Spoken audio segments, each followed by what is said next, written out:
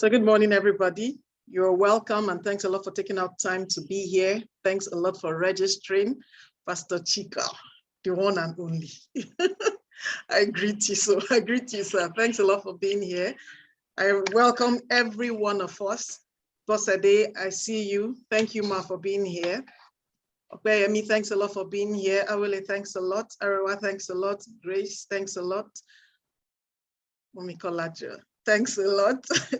Ogachuku, thanks a lot. Auntie A, Madam Yeti, thanks a lot for all being here. So we'll just kick off while we keep waiting for the rest to be here. So just a brief introduction before our first speaker comes up. So just to briefly give us why bridging the gap? Why do we have this? Last year we had the first outing and it was just very wonderful. So we've realized, or I realized, that between parents and the teenagers or the adolescents, there is a gap that actually does exist. And in Auntie Adesua's words, it will be there. As in, there is nothing, we can't eliminate it, it will be there. Because once people begin to have their own opinions, begin to have their own views, until we begin to see through the eyes of another, then we will not be able to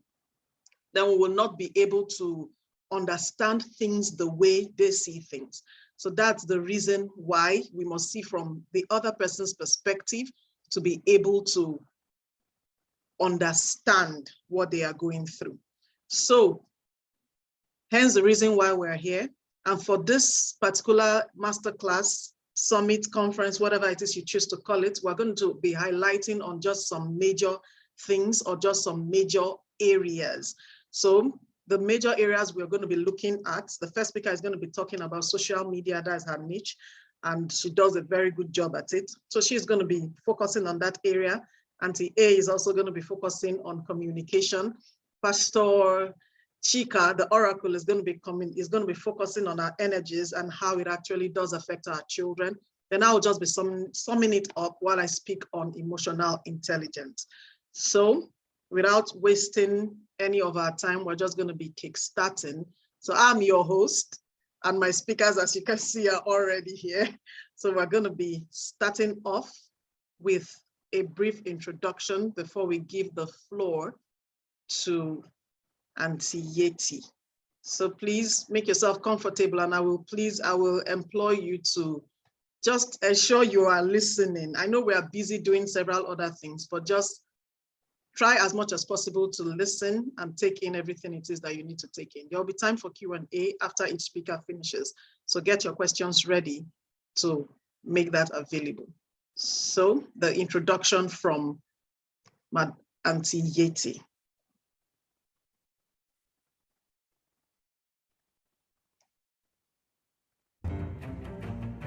Yeti Williams, founder of the award-winning platform Lagos Moms, the first Nigerian blog dedicated to moms, parents, and caregivers.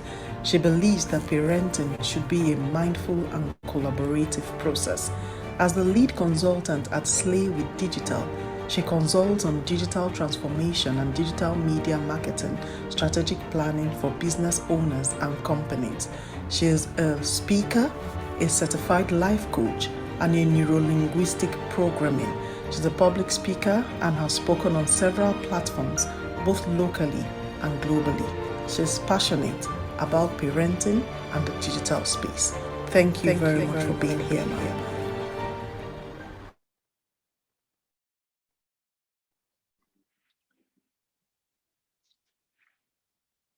Good morning. Can you hear me? Yes, ma'am. Good morning, ma'am. Okay, fantastic. Thank you. Good morning, everyone. Thank you so much for inviting me back this year to Bridging the Gap. Last year was a fantastic time. And I'm excited to be here to continue the conversation, and I like the topic you gave me because you know exactly what it is that I love to focus on. Parenting is one of the biggest challenges, but also one of the biggest joys that we will have in life, right? And the truth is that our children The question is, have they changed? Have they not changed? People will say things like this generation, children today. If you've ever said those kind of things, please just put an emoji, whatever emoji you want to use to show that you've ever said, hey, these children today, they are just different. They are just different. Let me know if I'm with my tribe here or not. Who's ever said those kind of comments?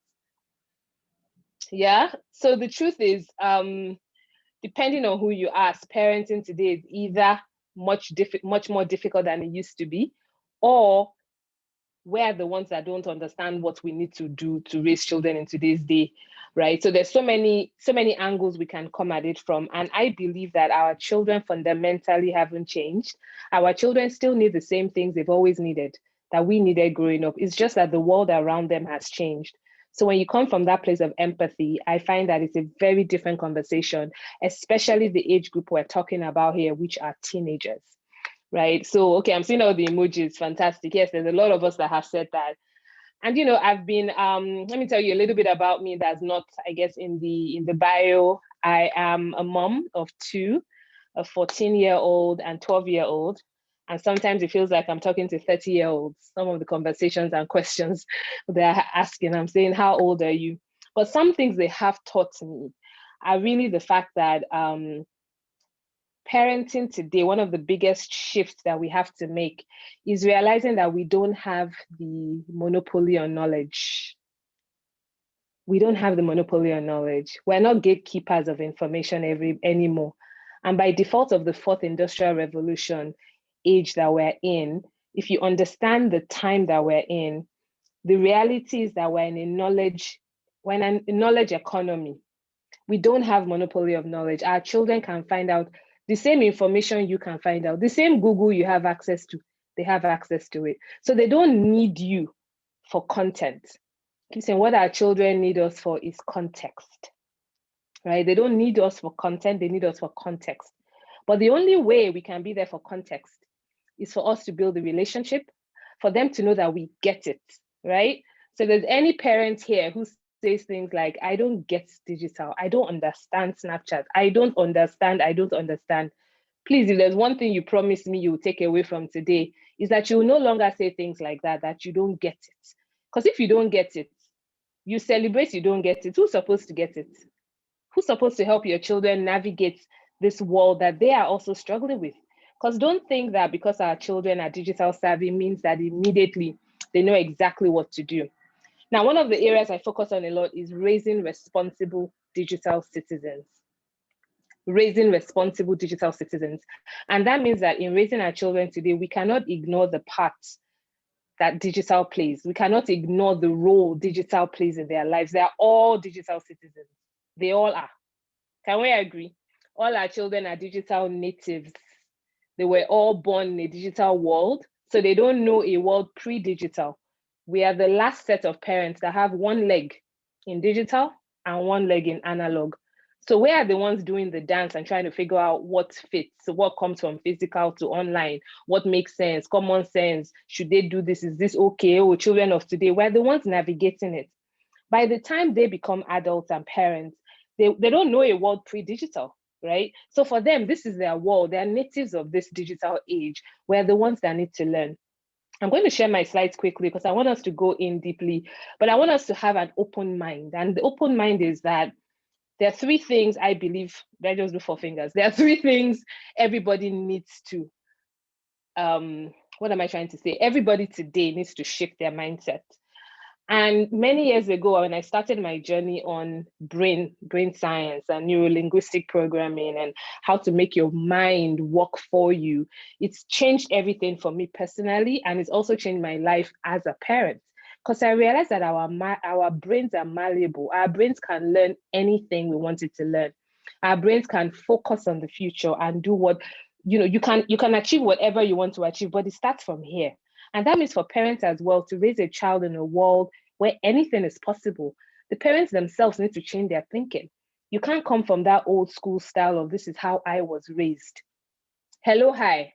How you were raised and how your children, the world your children are living in, they're not even brothers and sisters. They're worlds apart. So it's like bringing an alien from Mars, dropping them on Earth and insisting and telling them rather that, you know what, they should continue to do what they were doing on Mars here on Earth and they will survive. It's not going to work. However, it doesn't mean that you forget common sense. And that's where the context part comes in. Because when we come with context, when we come with letting our children know we understand what is going on. So we need to educate ourselves. We need to empower our children to make the right choices. And then we need to empathize. For me, empathy is really big, because when you empathize with your children and you imagine when you were a teenager, imagine you were a teenager in a world where everything you were doing was captured online. Just pause. Let's all just pause for 1 minute and just imagine that as all the mistakes collectively we made, because I know we're perfect parents here, right? I know we didn't make any mistakes in our teenage years, Abby. Now just imagine those mistakes you made. They were being captured somewhere permanently. Everybody else had an opinion about it as well. You were building your sense of self-esteem and self-confidence while you were online. You had influence 24/7 from different directions all the time. And you are going through what's happening biologically through the teen years, which is your hormones are changing. Can we just have some empathy for our children and realize that their world is so different? So when we come from a place of empathy, it's much easier to be talking about empowerment, which is what I will focus on. Is if we're going to empower our teenagers to make the right decisions, because they are digital natives, we are the digital aliens. What does that mean? We are the ones who are learning a new way of living. So when we're learning a new way of living, yet we're supposed to be the ones that are doing what? Leading them. You can see where the tension comes from, right? We don't know this yet. We're also figuring it out, but we're figuring it out hand in hand with our children. So that's what makes it challenging. All right, and okay, you need to enable me to screen share, please. It says I don't have the ability to screen share. And one more thing I wanted to say was, over the last year, I've gotten additional training in online safety and child safeguarding from a perspective of online, because you cannot talk about safeguarding or protecting children in today's day and age and you leave out the impact that social media, digital media technology is having on them. The research keeps coming out, it keeps pouring out. The things that excessive screen time is happening to, the effect is happening on our children's brains and minds. And specifically the teenage years, the research in that period is only starting to grow. So now we're really starting to see research that shows what is happening during the adolescent years. So when you understand that, there's actually something going on in our children's brains. They're not just being difficult. The truth is that is the life that they are facing. When we understand that, it's easier for us to know that, something is really happening in their brains, and technology has a part to play as well with that. So when you're educated, remember I said parents have to be educated. When you're educated, then you can say, all right, what is our family digital well-being plan? But you can't create a family digital well-being plan if you don't know what's going on and you don't know what the adjustments are that you need to make. Let me make sure that I can screen share now. Okay, yes, it says I can. Give me 1 second. I'm just going to pull up very short presentation that I wanted us to walk through. Give me 1 second. Just please let me know once you can see my screen. If I can find the screen, here we go. All right, can you see my screen? Just give me a thumbs up if you can.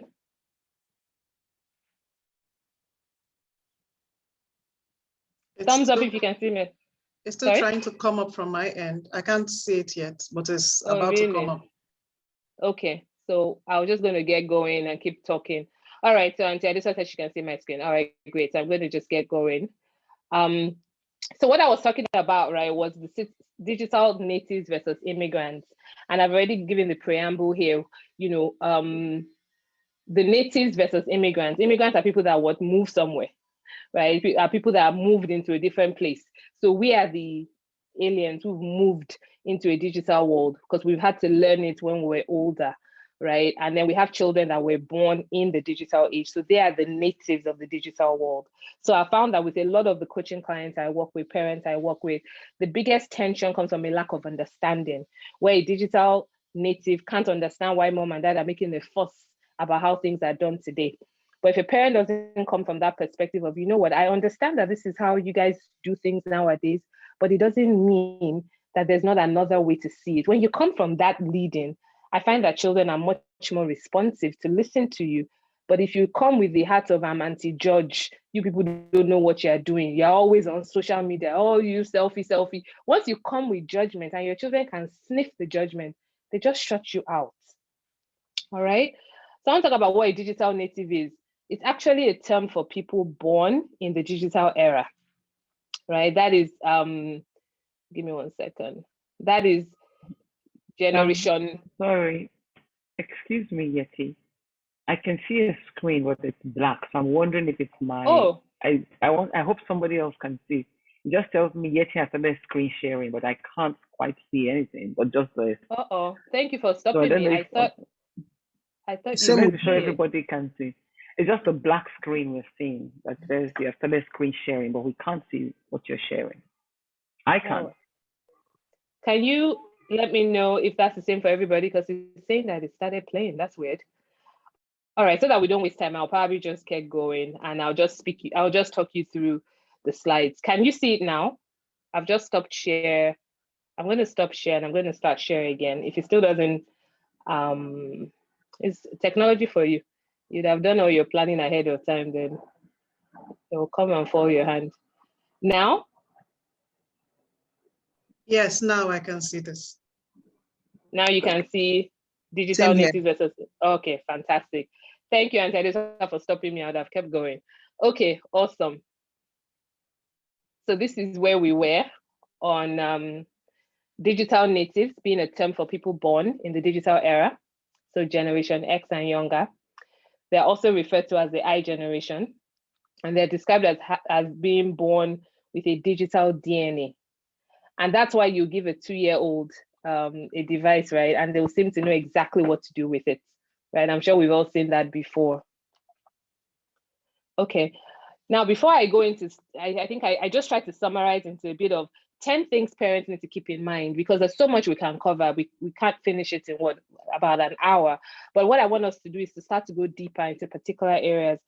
We can only make changes when we're coming from a place of we're educated, we understand what's going on. We know that we want to empower children to make the right choices, because being online, social media, it's not all good or bad, it's how you use it. And then lastly, when we empathize and understand what they're coming from, we're able to be more effective parents. And then guess what? We need to rinse and repeat. What I mean by that is, because you spoke to your child about something last year or January this year, that doesn't mean you can say you have ticked, I've done effective intentional parenting on social media or digital media citizenship, and I can go and rest. You can't. The conversation has to continue because new things keep coming up, right? I call it TikTok University because the amount of things that children learn, for example, on TikTok, it's amazing. And they're having access to all of this. So, but rules without relationship is what leads to rebellion. I always say that my children don't have to like my rules, but they will understand where I'm coming from, where their dad is coming from. When they understand, then it's easier for them to say, well, I might not like it, but well, these are the rules in this house for this reason. All right, so let's talk about digital natives, how they view their world. And we're going to spend a lot of time on here, and then I'll take questions and answers. They see the world very differently, absolutely, because they were born into a different world, right? Can we all agree on that? They were born in a different world, so they see the world very differently. So the first one is that for them, technology is life, okay? Technology is life for them. I want to just see if there's any, okay, yeah, just in the comments quickly. For them, technology is life, meaning that they wake up in the morning, they're thinking about, what am I going to do online today? What am I sharing? Who am I connecting with? They don't see it as a part of their life, they see it as life, which is why research shows that some of the biggest fears of any teenager today is that they will forget their phone at home, or they won't find a place to charge their phones when they're out. Or like my daughter recently, her old phone has become very slow and laggy, and for her to use it, she literally has to either delete another app or something, and it's been giving her a lot of stress. But I haven't answered because I'm like, well, we know why you got to this place with the way your phone is, so you're going to have to live through it. But that idea that I want something new today, I ask and you get it, we are the ones that build that entitlement mentality by condoning it. We have to teach them that you wait for things, you budget for things, you take care of your devices. So for them, technology is life, and a lot of us can't understand it. That's why you go out to eat, right? And your child or the young person in your life has to take pictures of the food before you can eat it. I don't know about you, but my daughter, we can't eat out until she said, wait. And she takes a picture. And I'll say, what are you doing with all these pictures? So that's one. Technology for them is life. It's not even part of life. It is life. All right. The next one is that their friendships are online. And I wanted to mention this because for a lot of our children, they have a lot of friends that mom and dad will never meet. Hello, are we together? They have a lot of friendships online, virtual friends that mom and dad will never ever meet or know. Now, I remember a few years ago, I think it was during the pandemic, and my son was talking about, well, we're coming out of it, thankfully, but about 2 years ago. And my son was talking about some of his really good friends online, and he was mentioning a name that I hadn't heard before. So I said, oh, really? Who is this person? He's like, oh, yeah, it's my very good friend. I'm like, oh, how do you know him? Oh, I met him in Fortnite. I'm like, oh, okay. But we've talked about, how to make friends online, how to be safe, all of those conversations. And I said, how are you sure that the person is who they say they are? He at least confirmed that he's friends with somebody that he knows, and that person and him go to the same school. I said, okay, but how can you say it's such a good friend if you've never met him? You don't even know what he looks like. And he looked at me and said, why do I need to know how somebody looks before they can be my friend? Or why do I have to have met them in person for them to be my good friend? I meet them online every day and we play Fortnite. So, and for me, it was just such an eye-opening conversation that our children will have friends that we will never meet in person. So if we only say that we're going to talk about friendships that are physical, we don't have conversations with them about what they're doing online with their friends, what they're saying, what they're sharing, you realize that we're living a huge gap. Okay. Okay. Someone's audio is on. Let me just wait for them to mute themselves. Okay. So I wanted us to just keep in mind that they have a lot of virtual friendships, and parents might never meet their friends, but you have to be careful that your child is not living a parallel world online that you are not even aware of. All right. The third one is, the children can learn anything without parents. I remember speaking to a bunch of teenagers once, and they said, my parents are always going on and on about the fact that I'm always online. But that they realize that I'm learning things online that no teacher of mine in this school in Nigeria that I go to can ever teach me anything near what I am learning online. That's so my parents, I would prefer if they didn't always come to me judging that you're always online, can they rather ask what I am doing online? And I just thought it was very important. It's a very important tip for parents to keep in the back of their mind that your children, number one, they can learn anything without you, which for some parents makes them uncomfortable because when we're growing up, whatever your mom and dad said was life. If they said the sky was green, you would believe them. Now your child is going to go and Google, go and verify. Many times your children will even come to you with information that you don't even know yet. Parents, can we agree that it's okay not to know everything?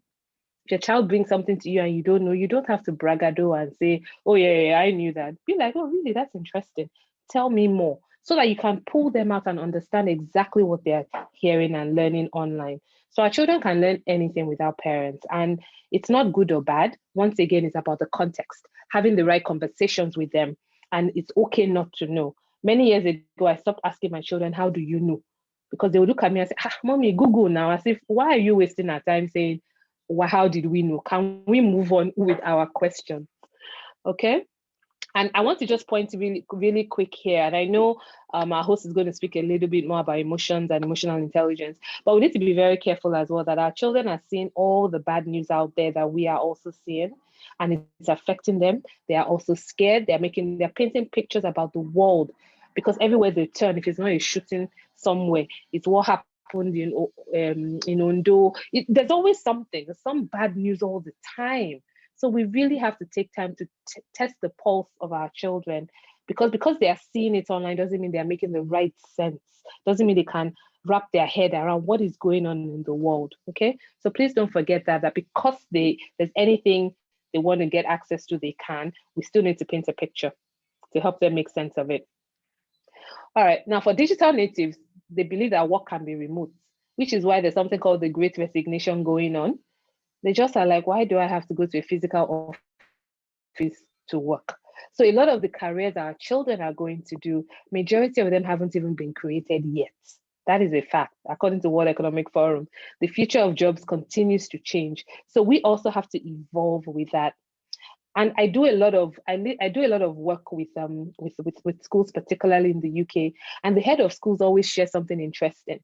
They say, you know what, Nigerian parents can be very focused on what they think the child needs to succeed in terms of academics. That, degrees have changed. The way you can combine degrees have changed. But some Nigerian parents still come with the school they went to 20 years ago, 30 years ago. They still want to be saying, but no, my child can only be an engineer if they study this. Whereas now there's so many things that are being modified. So we have to realize that work can be remote. Jobs are different. Gig economy is real. Our children will change jobs many, many times. It's not like how it used to be where you go into an oil and gas company, for example, you work for many years, you get a pension that takes care of you in your old age, done. That is very, very different. So we have to be able to adjust with our children. Don't ignore any skill or talent that they have, and groom it and help them to nurture it, because you don't know where it's going to take them. All right, the fifth one is that for digital natives, mental health is a priority. This comes from two angles. One is that we're talking about it more. And secondly is the fact that they know that it's a priority. Now, I want to talk specifically about social media and what it does when it comes to mental health. For a lot of our children, they are still painting a picture of who they are, their self-esteem, their self-confidence.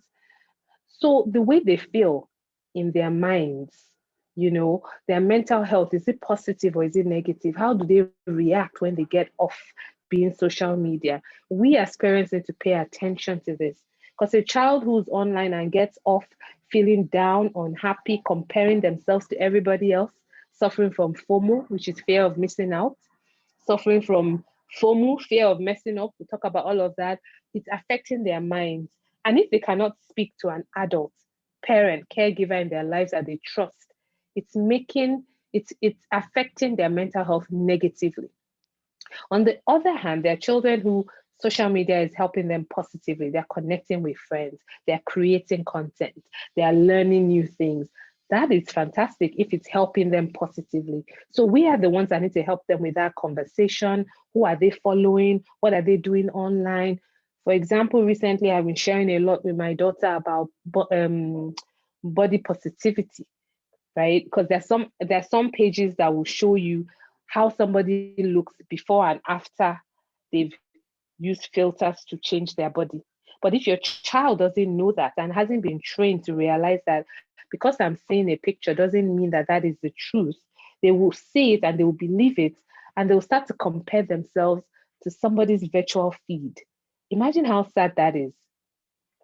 It's a bit quiet. So can you just drop a comment in the chat room saying you're hearing me, we're flowing, just so I know we're together, right? So if your child, your teenager is constantly comparing themselves to somebody's filtered, curated page, my goodness, how sad it will be if a child is comparing themselves to an ideal they can never reach. And in fact, this leads us to the fact that research is showing that more and more teenagers and young adults are going in for body surgery, for body enhancement surgery, sorry. And the picture that they are taking is no more Kim Kardashian, is their filtered photo. So they have filtered their face. They no longer like how they look in the natural. So now they want to look like their filtered photo. It's actually a disorder called selfie dysmorphia. So every time, if your child is always taking pictures, always editing it, always using filters, can never post a picture. If she's going to be posting or he's going to be posting, hello, can they actually post who they really are versus always editing it? You know that there's potentially a problem there. Don't just say, what these children nowadays. And I think that's one of the things that, I'm going to go a bit into my, I'm a Christian, and I believe that, people perish for lack of knowledge. And also we have to be very careful not to not to open, not to be too ignorant and celebrate ignorance. So when we start saying like, just children nowadays, don't mind them, Joe. They always do using filters. You know, we have one way of always wanting to couch everything under these children nowadays. They're always using filters. Hello, it can actually be a problem if your child cannot confidently post a picture of themselves just how they are. So let's realize that it's a very slippery slope. And we need to be paying attention to all these things. I tell parents, for example, if your child is on Snapchat, in fact, let me quickly take a second. Can you type in the chat room if your child is on Snapchat, on TikTok, or on House Party? If they're on any of those three, I want you to say all three. Just type in which one is your child on. Are they on TikTok? Are they on Snapchat? Or are they on House Party? I want to just see if anybody here has children using any of those, or you don't even know. Let me just give 30 seconds. Okay, so somebody says my child is not on any. Good. Okay. Anybody else? Quickly. Anybody whose children are on any of those platforms? Let me quickly pull up the chat. All right, we have somebody else here saying none. Somebody here says all three. Somebody says some, okay, but not always. All but House Party. Okay, so it's a mix. The reason I'm asking you this is depending on the age of your child, I advise that if your child is using any of these platforms, please download the app. Yeah, download the app. I'm not saying you have to be an active user, but the same way we're supposed to raise our children in the way they should go, if we don't know, it's very difficult to have the relevant conversations with them and avoid always coming from the judgmental perspective. So I would say download them, just so you see what's going on those apps, so you understand what is happening. So that was just a tip I wanted to throw there. Like if your child is on any of these platforms, I would advise you download it, spend a little bit of time there so you know exactly what's going on. Secondly, if your child is not on it, I would say not on it yet, right? They are going to get on it. So the way you prepare ahead of time is very important. And this is also a caveat for parents who say my children are not on it. They might not be on it, but they might have friends that are on it. So you still want to make sure you're having these conversations with them so that they're very aware of what is appropriate or not appropriate. Because those friends that are on it can still take a picture of your child when your child doesn't know, or compromise your child somehow and share a picture of the child somehow. So we need to make sure that we think about it as a whole responsible digital citizenship. So it's not about whether or not you are on or not. For example, your child might not be driving a car, should not be driving a car till they're 16, 17, 18, depending on the country you're in. But you would teach your child, right, about how to be safe in a car. You have to wear your seatbelt. If a car is coming, step aside. Don't cross when a car is coming. You know, you teach them about traffic lights. There are certain things that we don't think twice about. We just say, of course, I'll teach them road safety. It's the same thing with digital citizenship. So I just felt like I needed to share that. In case your children are not online, don't think that means that they're safe necessarily. You still need to make sure you're having those conversations with them. And if your children are on, go and clean up some space on your phone today. Download a few of those apps and kind of see what's going on, just so you can even be relevant in your conversations. All right, because of time, let's keep moving. I want to talk about FOMO now. Your digital natives are dealing with FOMO. FOMO stands for fear of messing up. All right, FOMO stands for fear of messing up. That means that cancel culture is, it's both necessary and frightening. Necessary sometimes in a good way, right? Which is where some things like, what's it called? Black Lives Matter, or when the whole abuse was really becoming Me Too movement, sometimes it's necessary because it calls out certain people that need to be called out, but it can also be frightening. So we have children in a world where they feel very scared of messing up, because if they are messed up, guess what happens? They get cancelled. So you have to understand, remember I said empathy. You have to understand that, my goodness, my teenager from 13 to 19, thereabouts, they're dealing in a world where they are worried that they'll be cancelled publicly and embarrassed. So that can affect them. Number one, they can start to have groupthink, which means that they just flow with what everybody else is saying so they don't stand out, right? And they can also be fearful, or they can be the one leading cancel culture. So it's a very nuanced situation where there's a good side, but there can also be the bad side. But if you've never talked to your child about cancel culture, how do we know where they will fall? Okay. All right. And then Technology is both for education and entertainment. We talked about that already before slightly. So please don't show up every time and just say, you're always on that thing. What are you doing? Ask them, hey, what are you learning? What are you doing? Go into their virtual world as well with them. If your child likes playing video games, hello, play with them. Yes, you will mess up. Yes, you will not even know how to use the control, but be part of their lives, because the virtual world is so appealing that, you know what, mom and dad have no chance unless you actually take the time to be in there. All right. Phone calls are unnecessary. I just thought I'll drop this in here. I don't know how many of you have realized this, but digital natives, they're like, why should I pick up the phone and call? Why? When I can just text. So a lot of them are not learning some of the social skills they need to learn, right? To be able to have conversation with people, make eye contact. You will see them out. And mom and dad, hello, do you do it? You go out with your children and you're on your phones yourself. You're using your devices versus putting it down. I'm always so saddened when I see families together. When you see families together and they're not talking, they're not engaging, or mom and dad are also so busy to take picture and share on Snapchat, family time, hashtag, but you're not actually spending family time. So let's not be hypocritical, please.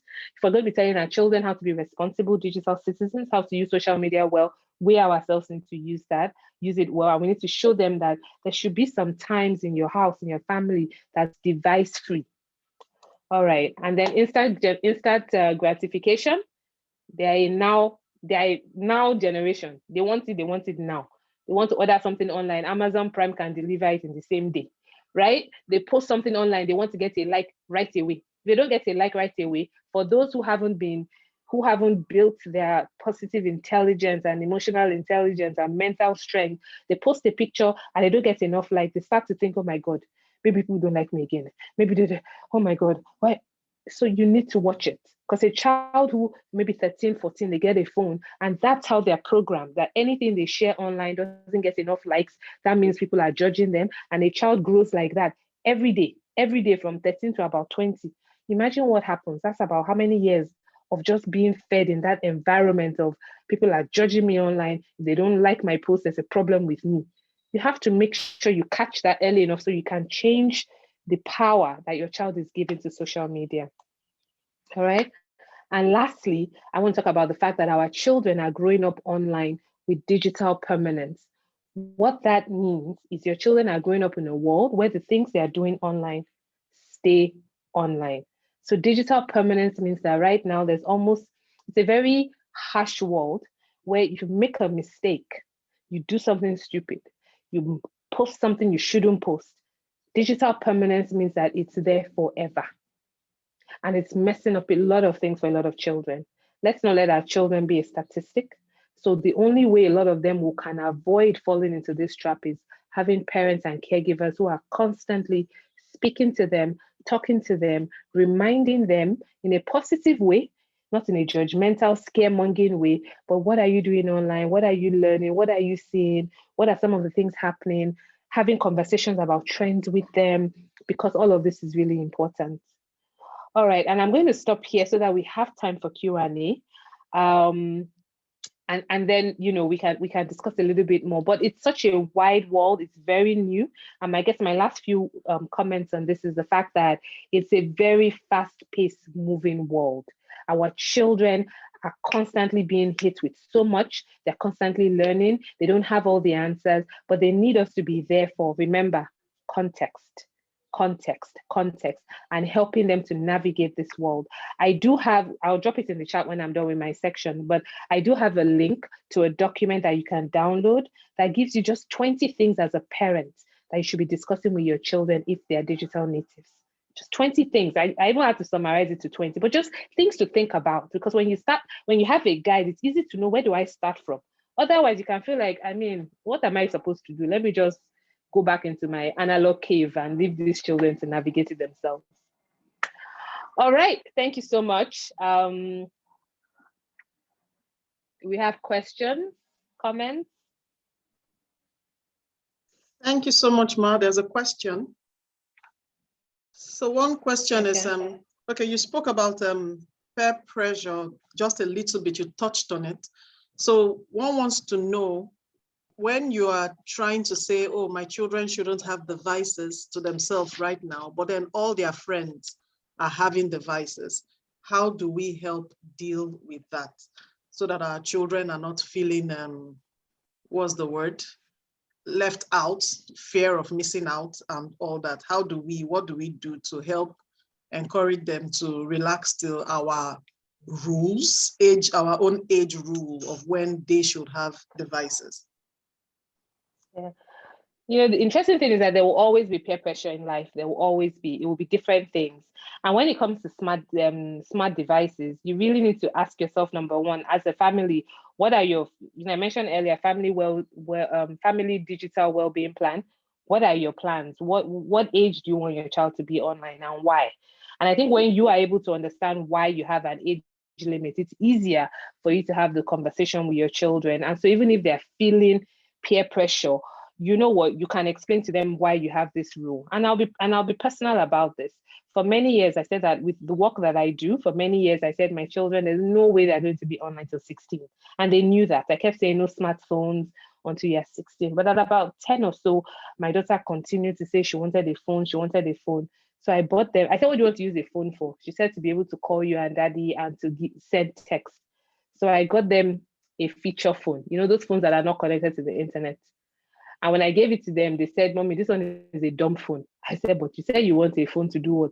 To call and to text. Hey, this phone can call and text now, right? So we laughed about it. And of course, they didn't take their phone anywhere. They just left it in the house. As she continued to evolve, Mommy, now I want an iPhone. What do you want an iPhone for? I like music. Oh, is it for music? She said, yes. For her 10th birthday, I made a big deal about it. And I got her an iPod. She said, she was in between, do I say thank you or do I say what's wrong with this woman? So she was, and she understands that if you don't show gratitude, you can forget anything else.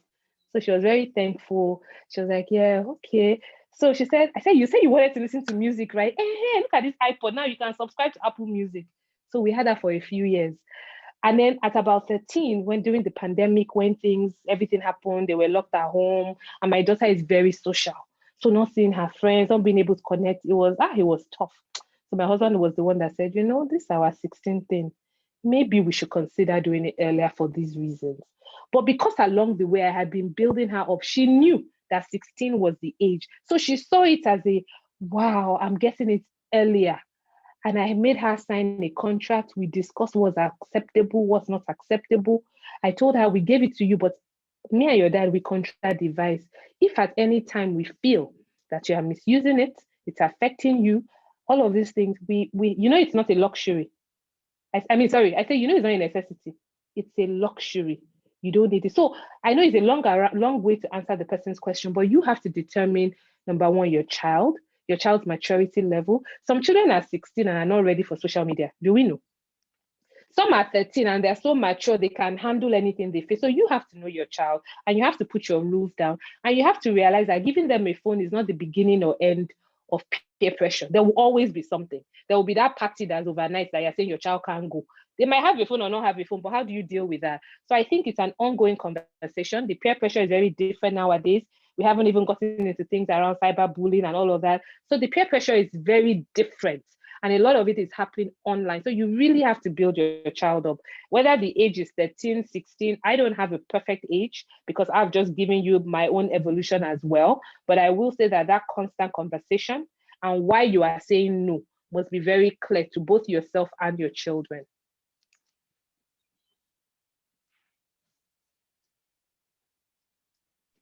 Okay, thank you very much for that. I see Edidiong's hand up. Do you have a question?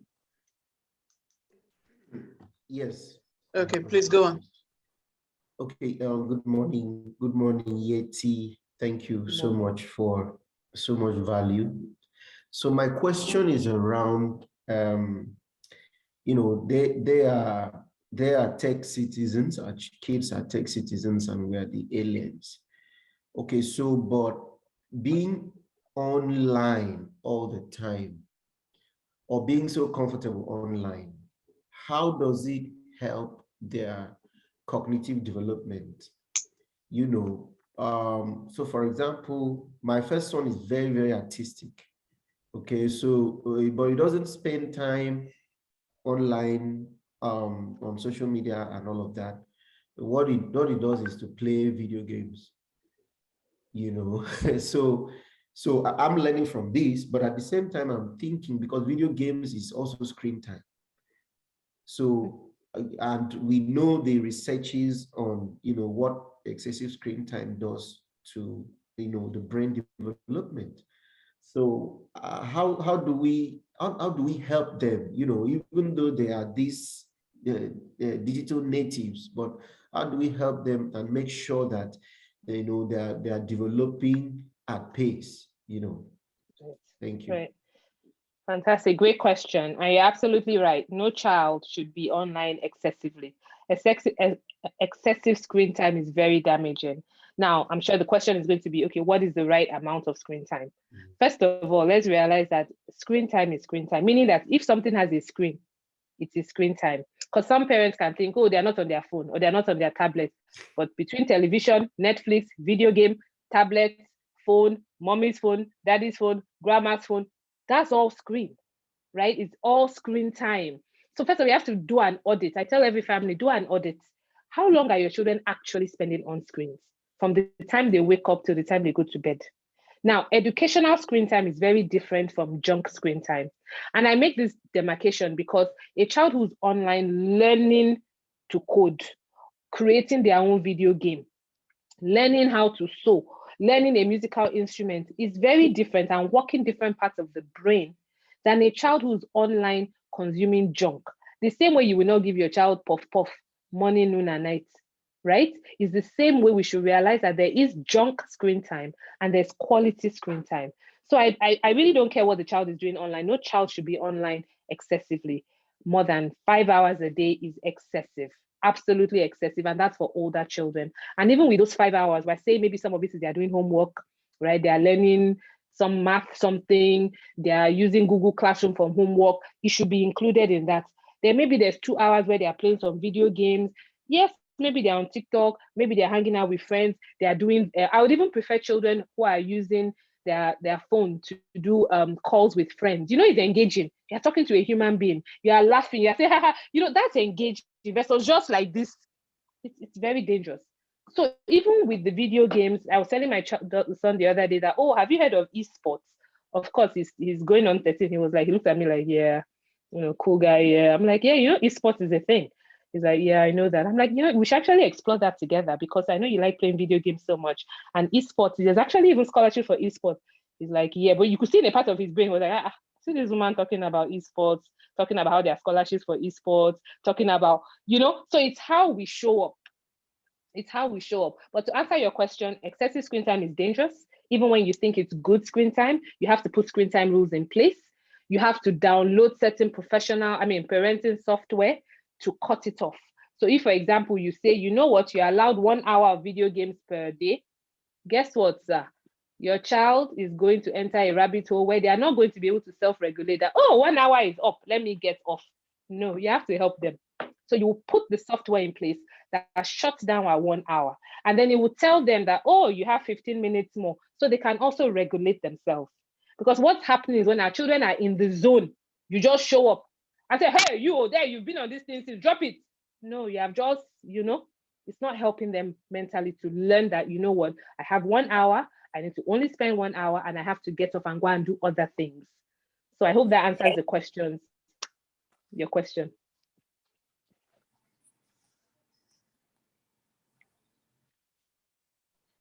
Okay, do we have any other question? Anybody with any other question? Okay, there's a hand up. Let's hear you, Ma. You can unmute, Ma. I just want to remind her about the site she wants to share with us. The what? Okay, she said the site. You said you were going to download some questions, some guidelines. Yes, so that's what this screen is. I'm going to, once I stop sharing, actually, let me stop sharing now so I'll drop the link into the chat room. But basically, these are just some guides that I offer my community because I have an ongoing regular parenting digital club where we're always talking about something within this space. I bring research and all of that. So the last 2 links, the second to the last one that says digital parenting checklist, That's the one I mentioned. If you click on that link, you can download the guide, and the guide takes you through certain things you should discuss with your child. The last link is an online safety masterclass we run for children regularly. We found out that a lot of our Nigerian children are victims of cyberbullying. A lot of them are victims of cyberbullying. And when you ask them, did you tell your parents? Did you tell your teachers? Guess what they say? They say they don't, because they don't think their parents can even help them. So if they feel that you don't know what's going on, they're not going to tell you. So please, that's why I say parents have to really educate themselves. So yeah, so that's the link I was referring to.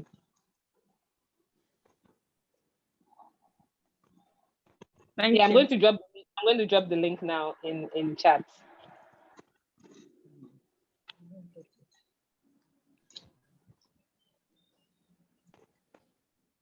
Okay, thank you so much, Madam Yeti. Thank you very much. Please, everyone here, just put in the chat room how the session was for you. We're about to take the next speaker, but just type in the chat room how the session was for you. Oh, there's a question again. It says, please, how do you counsel parents that are more engaged in their jobs outside than their job inside with the children? Okay, Madam Yeti, do you want to take that, or do we leave that for Pastor Chika? I will just answer by saying, does the parents want to be engaged? Do they want to be counseled? So when you say they are more engaged outside, that means that they are figured out at this moment. You know, they have to decide what's more important. I keep saying that you have 0 to 10, if you're lucky, to really get a lot of the groundwork in. So you have to make the time. You really just have to make the time. But I'll leave that to be dealt with much later in the conversation today. Thank you. Thank you so much, Madam Yeti. We appreciate you and your time. So for that question, Pastor Chika is going to be taking it during his session. He's the one who is actually going to be focusing on all that, the things we do that actually affect our children. So we're going to be taking our next speaker, who is Auntie Adesua. So I'm hoping that we got value for that session that has to do with online, the digital world and all. Even when I'm coaching parents and their children, I just do the ones that I know that I can do.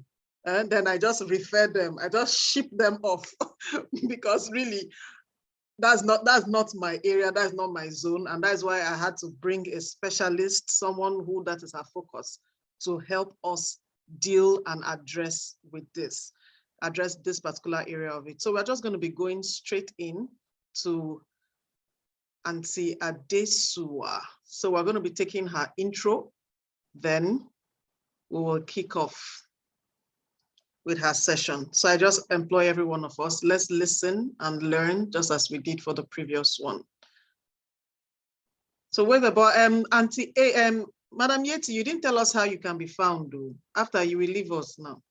Please tell us, how can we reach you? How can we find you? Okay, quick. So I can be found on Instagram at Lagos Moms, is the parenting site. So that's at Lagos Moms. I'll type everything in the chat. And personally, you can find me too at Yeti Williams. So if you want one-on-one coaching or anything like that. And then lastly, our website, lagosmoms.com. That's our headquarters for everything around parenting, resources, and guide for your family. All right, thank you. Thanks for inviting me again. It was great being here. I'm going to stay on. Okay, thank you very much, Ma. So now let's listen to the intro, then Auntie Adesua's intro, and we'll kick off from there.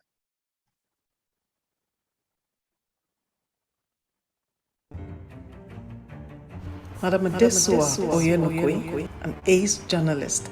She's an award-winning icon with over 3 decades of great experience in journalism and 13 years in publishing. Adesua Oyenokwe is recognized as one of the most influential forces in the Nigerian media. She's the founder and editor-in-chief of Nigeria's leading women lifestyle magazine, Today's Woman.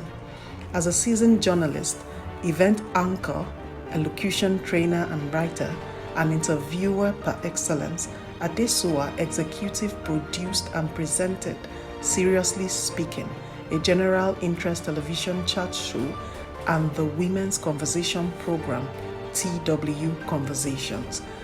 Adesua Oyenokwe is a relationship and life coach.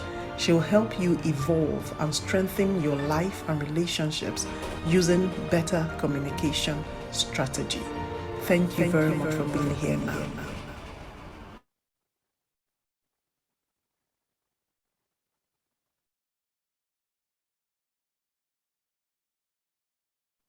You're muted, Ma. You have to unmute. I'm sorry. I'm sorry. If you can hear me, just thumbs up or wave. Thumbs up or wave. Okay, thank you so much. The truth is, somewhere along the line, once I start to share my slides, I'm going to turn off my video because I don't trust the data speed, right? Just to be safe. And if I do drop off, I have a standby, so don't panic. I'll just reconnect to something else and come back. But I have slides that are very easy to see. Thank you for that intro. And I really must applaud you because you did this documentary by yourself. You know, sat down, did the video, edited it, did the voiceover. We've come a long way. We all have come a long way. Those of us that have been coached in recent times, you know. It's good to see everyone here. I say hello to Chika, Dr. Chika. How are you? And Yeti, thanks for that. As always, I always learn. There's something, let me see what was the one that hit me today. Something from, let's see, selfie dysmorphia. That's the new name. Selfie dysmorphia. I'd like to say that even adults have that illness too. Selfie dysmorphia, maybe more with them, you know, when you want to change what you look like. Thank you for that. Edidion, good to see you. Grace, Okweyemi, Funke, Bukola, Uchenna, Idiri. And I like the fact that it's a small, tight class. You know, it's great to have that. Hi, thanks for being here. Boss said it, thanks for being here. Before I go on, I would like you all to just tell me, by dropping something in the chat room, how would you describe your relationship with your teenager, if you have one? Just drop it. Let me see what I'm speaking to, you know. And would you say communication is the biggest issue and why? Just drop it very quickly. I'll give you 30 seconds to do that. And because oftentimes we don't realize that even I, as a communicator and a communication expert, I learn every day. I still learn. And there's no end to learning. That's one thing that we all have learned. And anybody who has any idea about neuro-linguistic programming, you know, one of the key presuppositions is that all that you know is not all there is to know. And it's important that we do. I didn't say quite good, but delicate. I like that word, delicate. That's right. And yes, it hinges on communication. It's delicate. Great. I'm expecting people to say, if I get like 5 comments, I'll go ahead. I just want to see the kind of idea and the kind of areas. And, you know, friendly, open relationship, more of friends, friendly. That's Uchenna. Yes, you're friendly, which means you're open and there's conversation. And I don't know what that does for you. For me, that openness sometimes breaks my heart. But I don't know if that's if you love my carrot, you must love my stick. I think I'm your friend and your wijo. Okay, I love that. I love that. Love my carrot, love my carrot, love my stick. So that means we do the stick and carrot approach. Excellent. I'm their friend and their witch. Communication with my teenager is great. We are friendly, laugh, fight, and play a lot. So it's also a bit of come see, come ça. You laugh, fight, and you play. So I'll pick on the fight. What are the things that causes fight, even though you're communicating a lot? You laugh, fight, and you play. I like the play part. We generally have good communication. We have something called a safe space. So we share a lot and help each other. That's right, a safe space where boundaries are set. A safe space. Everybody should have a safe. Thanks, Yeti, for sharing that. Okweyemi says that's, I mean, Okweyemi style is yours. So you are the one that holds back the rod in your house, right? You are the one that holds back the rod. I just want to make sure that, do I have right to share?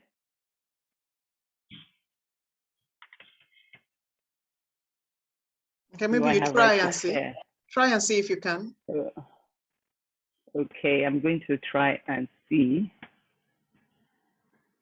Okay. There's a comment from Ogochukwu. Did you see Ogochukwu's comment? Ogochukwu said not so open because sometimes I parent from the knowledge of old school. Ogochukwu is old school. Ogochukwu, we all are old school, but we struggle to get out of it. And old school is good, by the way. There's nothing wrong with old school. And if you listen to what Yeti said, Yeti says, our children haven't changed. Being a child hasn't changed. It's just that the environment that I've been raised in is different. That's it. The environment is different. That's what it is. I'm going to try to share screen. Okay, I have to put it on. Let's see. Can you guys see my screen?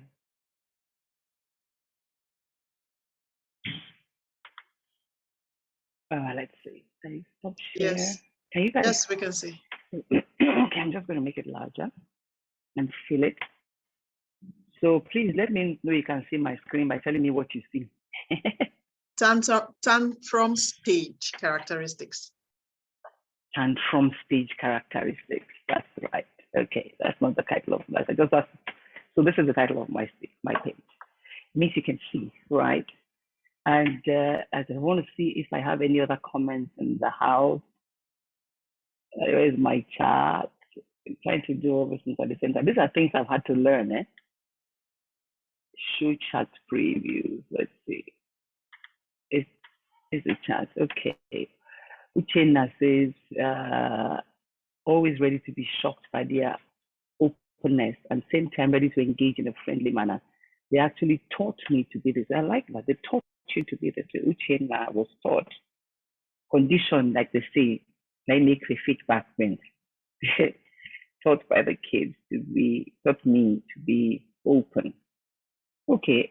While the truth is nobody has absolute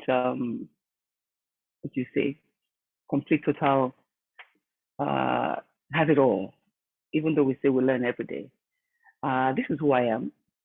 My moniker in recent times, which drives me, is the fact that I am possibilities. It means that I can be 1,001 things, right? I can be 1,001 things. I can be one, but I do one thing at a time. So I'm never afraid to reinvent myself and be different. And I coach because I realized that with time, with all the experience I've gathered, counseling was what I did, but I had to go train to coach because it's a different ballgame entirely, and it's something a lot of people don't realize. There's a difference between counseling and coaching. Coaching is the one that helps you make your decisions, and decisions that you make are the ones that you keep. So we should always opt to see a coach when we have serious goals that we want to achieve or things that we want to understand. I train, which means that I train communication. I teach communication, and I have training classes, master classes, and from time to time that happens. And finally, I speak. I speak because I am a motivational speaker. Also, I am a paid speaker, depending on what circumstances it occur. I'm invited to speak at activities at which I am paid to do so, and then I manage ceremonies. So that's who I am. And I decided to use this analogy of what the teenage years, I call them the terrible teens, double T. And this is akin to terrible twos. All of you have had children go through that terrible twos. Can somebody please type in the chat room, what's the language of terrible two? What's the language? What do you hear most from the terrible twos? What do you hear most? Just type for me. When the child is 2, she's just started to walk, or she has started to walk and is exploring. What's the word they use the most? I'm waiting for it. No. Anybody has something different? No. When you say, don't touch this, no. Or do this, no, leave it, leave me. No, leave me, no, leave me. Anything else? I can do it. I think Nwadioso has a 2-year-old right now, or somebody is within that span. They say no. And what also happens with parents when the children are at this time? Do you listen to their no? Do you listen to their no?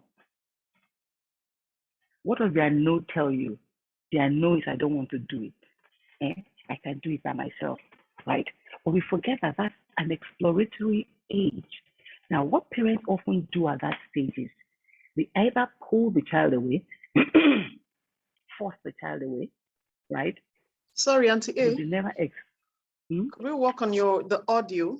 Is it possible to increase your volume from your end? Can you hear me better now? Hello? Well, I can hear, but some people are saying the audio, please. Okay, maybe I should So speak please, can louder. we all say if we can hear her? Yes, maybe. Yes, I'll speak louder. Is this better? Yes, it's The better for terrible me. twos, the terrible twos and the terrible teens. I say they are akin. Akin means they are alike. They are the same, right? That's what it is. And what makes it so? You've all identified that the thing they say most is no. But the reason they do that is because they're just becoming independent, right? They are learning to take steps. They are running around and they are exploring their environment. They're so excited about the fact that they don't have to depend on you anymore. That's the same thing that happens when children become teenagers. They are beginning to find themselves. They are beginning to explore. The difference, though, is that with the 2-year-old, you can either smack, pull away. You can use force and pull them away. The child will cry, and that'll be the end. But the child will learn not to do that thing. But by that time, the child is not really, he doesn't know anything else but you and daddy, and maybe the siblings, if there are, or aunties. He only knows family. So, and he has to respect them. But by the time the child is a teenager, the child has gone out of the house. In fact, they go out early because by 18 months, children are out. They started mixing with other people. They started seeing what other people are doing. At that point, peer pressure begins to come in. So they have other opinions. So that independence that they are getting is scary because at that age, the reason that they are responding the way they do to wanting to do things on their own is because they believe that they know it all. They understand, they know it all, right? But we know that they don't know it all. No matter how smart a teenager is, no matter how agile a 2-year-old is, there's some things that a 2-year-old can't do. There's some things a teenager can't do because they don't have it all, don't know it all. So it's a crucial stage where the wrong moves would have grave consequences happen. This is the stage they learn to drive. This is the stage they begin to go spend time in other people's homes. This is the stage nowadays they have their phones, they're open to the rest of the world. This is the stage they begin to grow taller, their voices break, their hormones are changing, which is scary to them. This is the stage their breasts develop. This is the stage that all these things happen and they're trying to navigate it. These days, Google is there to tell them what they're doing. But we know that there's a difference between what you learn on paper or in the air and what you learn from people that are around you. And in our time, we say, okay, they will learn anyway. The parents never told you a lot of things. They just made you do things. And it was okay for us because we respected them a lot and they were the last port of call.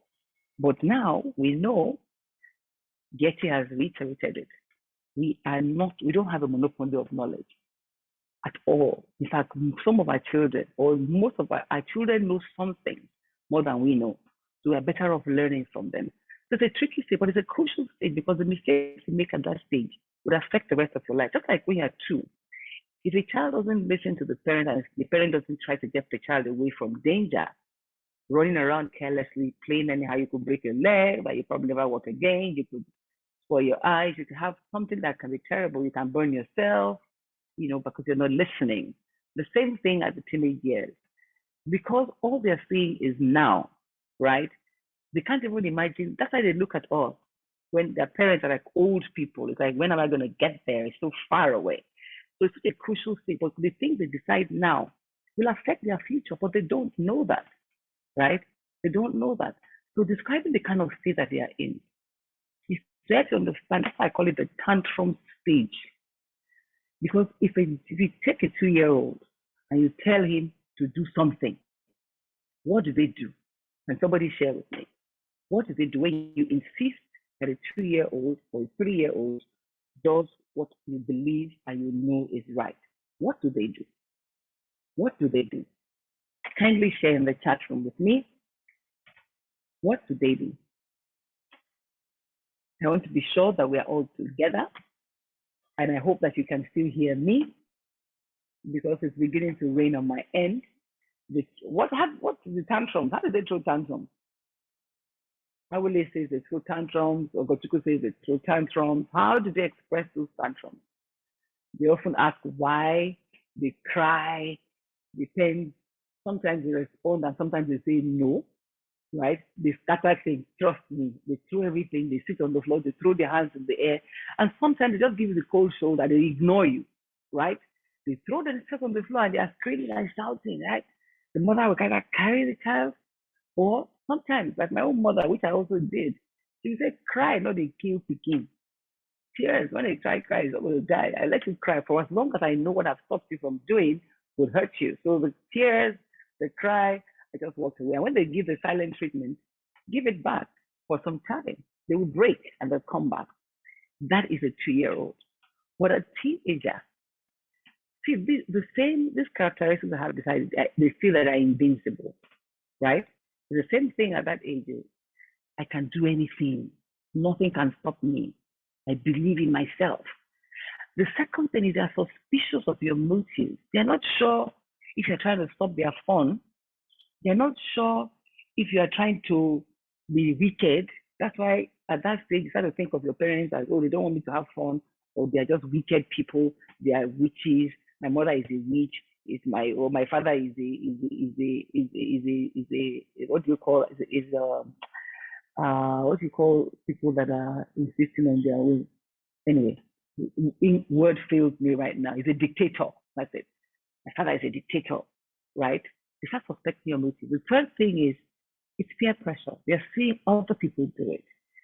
They claim, because sometimes they just use it to try and make you give them their way. They see other people do it. They say, oh, this person is doing it. That person is doing it. And so I can. So this is what makes parenting complicated. You know, we were there once. We all know at this point in time, we're all teenagers, right? And we're often at a loss, but the truth is fundamental. We're at a loss of what to do, but the truth is fundamental. What is the truth? What we knew and the world we grew in is not the same world that we grew. Another truth is we always look for the best for our children. There's no parent who has delivered a child that will want to kill the child. I don't know of any. There could be, right? Then if there is, there must be something wrong. There must be a bigger problem. Like they say, man is for his behavior. There must be something. Because the natural instinct is to want to protect the one, even a hen. You see how the hen covers the chicks. That's the natural instinct for man. So everything that we do is for their own good. And yet we're at a loss, right, as to what we should do. So let's look at a few home truths, which will help us. I will listen, they say you're a wizard. I hear which more often, right? There's 3 fundamental truths that we should never forget, and we try to speak with our children because that helps us to determine the how. The buck must stop at the table of a responsible adult. And that's because a responsible adult may have gone through it. A responsible adult has a 360 view. A responsible adult also is a third party looking from away, and so to be more objective, right? So there has to be somebody who makes the final decision, even if your child is your friend, even if your child is intelligent, you know. And you know, saying this doesn't mean that I mastered it perfectly, right? Saying this means I've had to struggle with it personally too, to know that yes, I want my children to be my friend, right? Aranlolua. The truth. Aranlolua. Aranlolua, a teenager. I'm not sure who it was that's calling Aranlolua. So while your child can be the friend, the person on whose table the box stops is the adult that's responsible. You notice I put the word responsible because some adults can be irresponsible, right? So somebody has to take responsibility for determining. And at that point in time, that friendship might become enemies. I think it was someone in the house said something about you love me, you love my carrot, love my stick. And then someone said I'm friends with my daughter, but sometimes we fight. It's at the point when you are insisting, I'm sure that you fight. Having been there, another truth, having been there doesn't make you a subject authority because time changes. And yet you alluded to that I was a teenager before doesn't mean it to be under the same circumstances. When I was a teenager, I think what my mother worried most about was the fact that I would go out to a party at night, right? And then maybe get drunk or do certain things. Now, what a parent worries about is not even the party at night, is the kind of substances that are available for them to take. In those days, you never imagine that there'll be things like, all the kind of hard drugs that people take these days. What my parents didn't worry about then, they worried about me using the telephone. which was a box telephone that you do like this. And then we found our way of making calls, even if they locked that box. Now, what we worry about is how much screen time they have. What we worry about is what kind of telephone should we give them? What we worry about is would they be bullied? Would they be cyberbullied? Where are their friends? They're staying so much in their rooms. How do I get them out of there?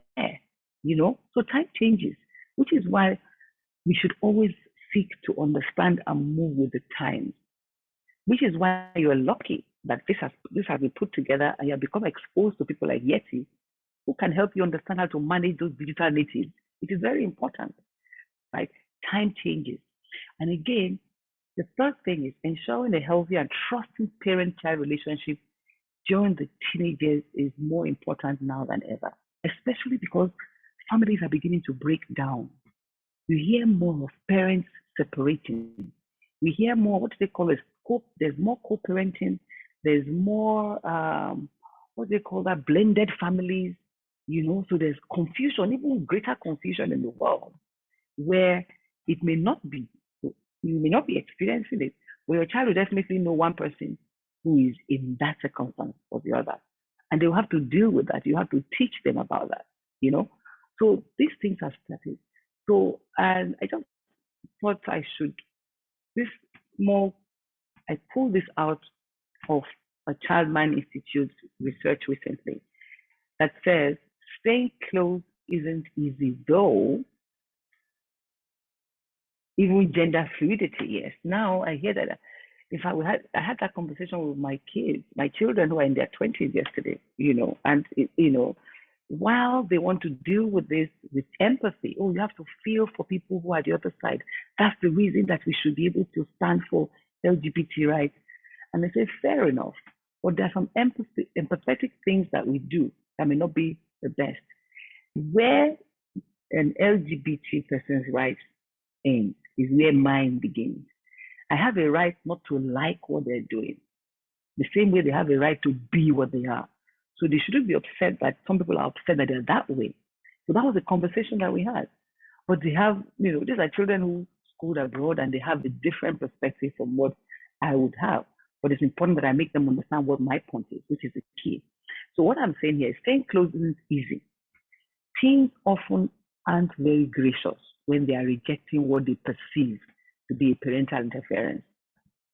I can imagine their faces. I've gone past that teenage years now. All my kids are now adults. So while they're an open book to their friends, they're chattering, right? Who they talk to constantly via text messages and social media. They might become mute when asked by mom how their day went. Who has said that? How did your day go? Fine. How did your day go? Those ones, there's a way to deal with it. How did your day go? Don't ask people like that, how did your day go? What exactly did the teacher teach today? Which of your friends did you play most with? Which of your friends annoyed you today? And why did they annoy you? You have to ask questions that force them to speak at the right time. A request that seems reasonable to dad. Dad is asking you to do this, right? Maybe go and wash the car. Maybe receive as grievous outrage, maybe upset. It's like, why would he do this? We seem to annoy them just by virtue of the fact that we are there. That's because they see us as authority figure, which they know, because the coin has two sides, right? Typically, although somebody told me recently that the third side, the side that the coin sits on, but it's a two sides, head or tail. So if your child is upset that you are authority, it's because your child knows that authority is important, but you don't want to accept because if you turn the child, there's two sides to a coin. If somebody tells you an orange, you won't be upset. But if you are a lazy person, somebody tells you are lazy, you'll be very, very, very upset because it's the home truth. It's very close to, it's very close to the truth. So now let's talk about what communication actually means. We have all these difficulties. These children have these desires, we have those desires. They're at a stage where no matter what we say, they can block us up, right? But if we understand that actually communication doesn't mean, right, acceptance. It just means understanding. This is when what I say is as close in meaning, because it can never be perfect. Sometimes maybe to what is heard. What is said is close in meaning to what is heard. What that means, if I say sweep your room, right, and I have an idea of how that room should look, is not enough to say sweep your room. Sweep your room may be sweep only the part that I've seen. Maybe that's what you want. If it is, that's good. But if I say sweep your room, make sure that you get under the beds and behind the cupboards, so that when I come back and I say, did you sweep your room? The child says yes. And I go there, under the bed and behind the cupboards are not clean. I say, what's this? Listen, you ever hear what? Meanwhile, all I told the child was sweep your room. I hope you're following me. So we must make sure that what we say and what they hear is the same thing. That's what communication is. I say this, so we must always clarify. And the things that what they hear, what anybody hears, whether it's your child, whether it's me, whether it's your spouse, whether it's your friend, what affects what they hear, right, is the tone of voice that you've used, which is, either it's monotonous. That's when the mother says, eat it, and she accompanies that with an I. Eat it, very blunt, eat it. The child understands that means don't eat it, because maybe there would have been a circumstance where they did that and you stop them. They know naturally. Or the pitch, when you are shouting, your voice is raised, not even shouting, shrill. You guys will not kill me today. You will not, all those things, like they can zone out of that kind of high-pitched noise. They'll zone out, like a dog, zone out from that. The choice of words, when you use words that affect yourself, you're slow, right? You're lazy. You can then turn slow to, actually, we're not doing this as quick as others would or I would. What's the issue? Can it be faster? Then you might find out that maybe it's not faster, but so long as the job gets done, can it be faster so that it can be done in 10 minutes, right? And, I remember there was a time one of my daughters and I said, oh, this issue of cleaning your room, make sure it's done this way, make sure it's done that way. One day she asked me that, but does it occur to you at all, Mama, that I know I will clean my room, but for now, I like the way it is. And I'm the one that's in this space. So I said, okay, why am I teaching her to clean her room? For her to appreciate a clean space. Because quite frankly, I'm not the one in her space, right? Mm-hmm. So, but I tell her, clean it because, and I said, okay, that's true. And I stopped pushing. And she will take her time to clean her room when it's time. And when she's done, in fact, that girl, she makes, the particular child makes smoother beds than I can ever make. She's not doing it better than me. I had to slow down and say, okay, you know what? The truth is, she should be sensible. She's seen me do this when she was growing up. So she should be able to make her bed and make it good the way she is. If her room becomes a pigsty, right, she will still be the one that will clean it. So I always tell them, don't make it to be too plenty, right? So instead of saying you're dirty, I say, but the important thing is, don't you like a clean environment? You say, well, I like it like this. I know what to do to get it. And the volume that you use also, but are you still with me? If you're still with me, just say yes. The volume is key. We should try to keep our voice down. It's difficult. It's tough. I know. Me especially, I am the shouter. But I've learned with time in recent years to learn not to shout. Because whether you shout or not, what they hear is what they hear. They are better off doing it with calmness.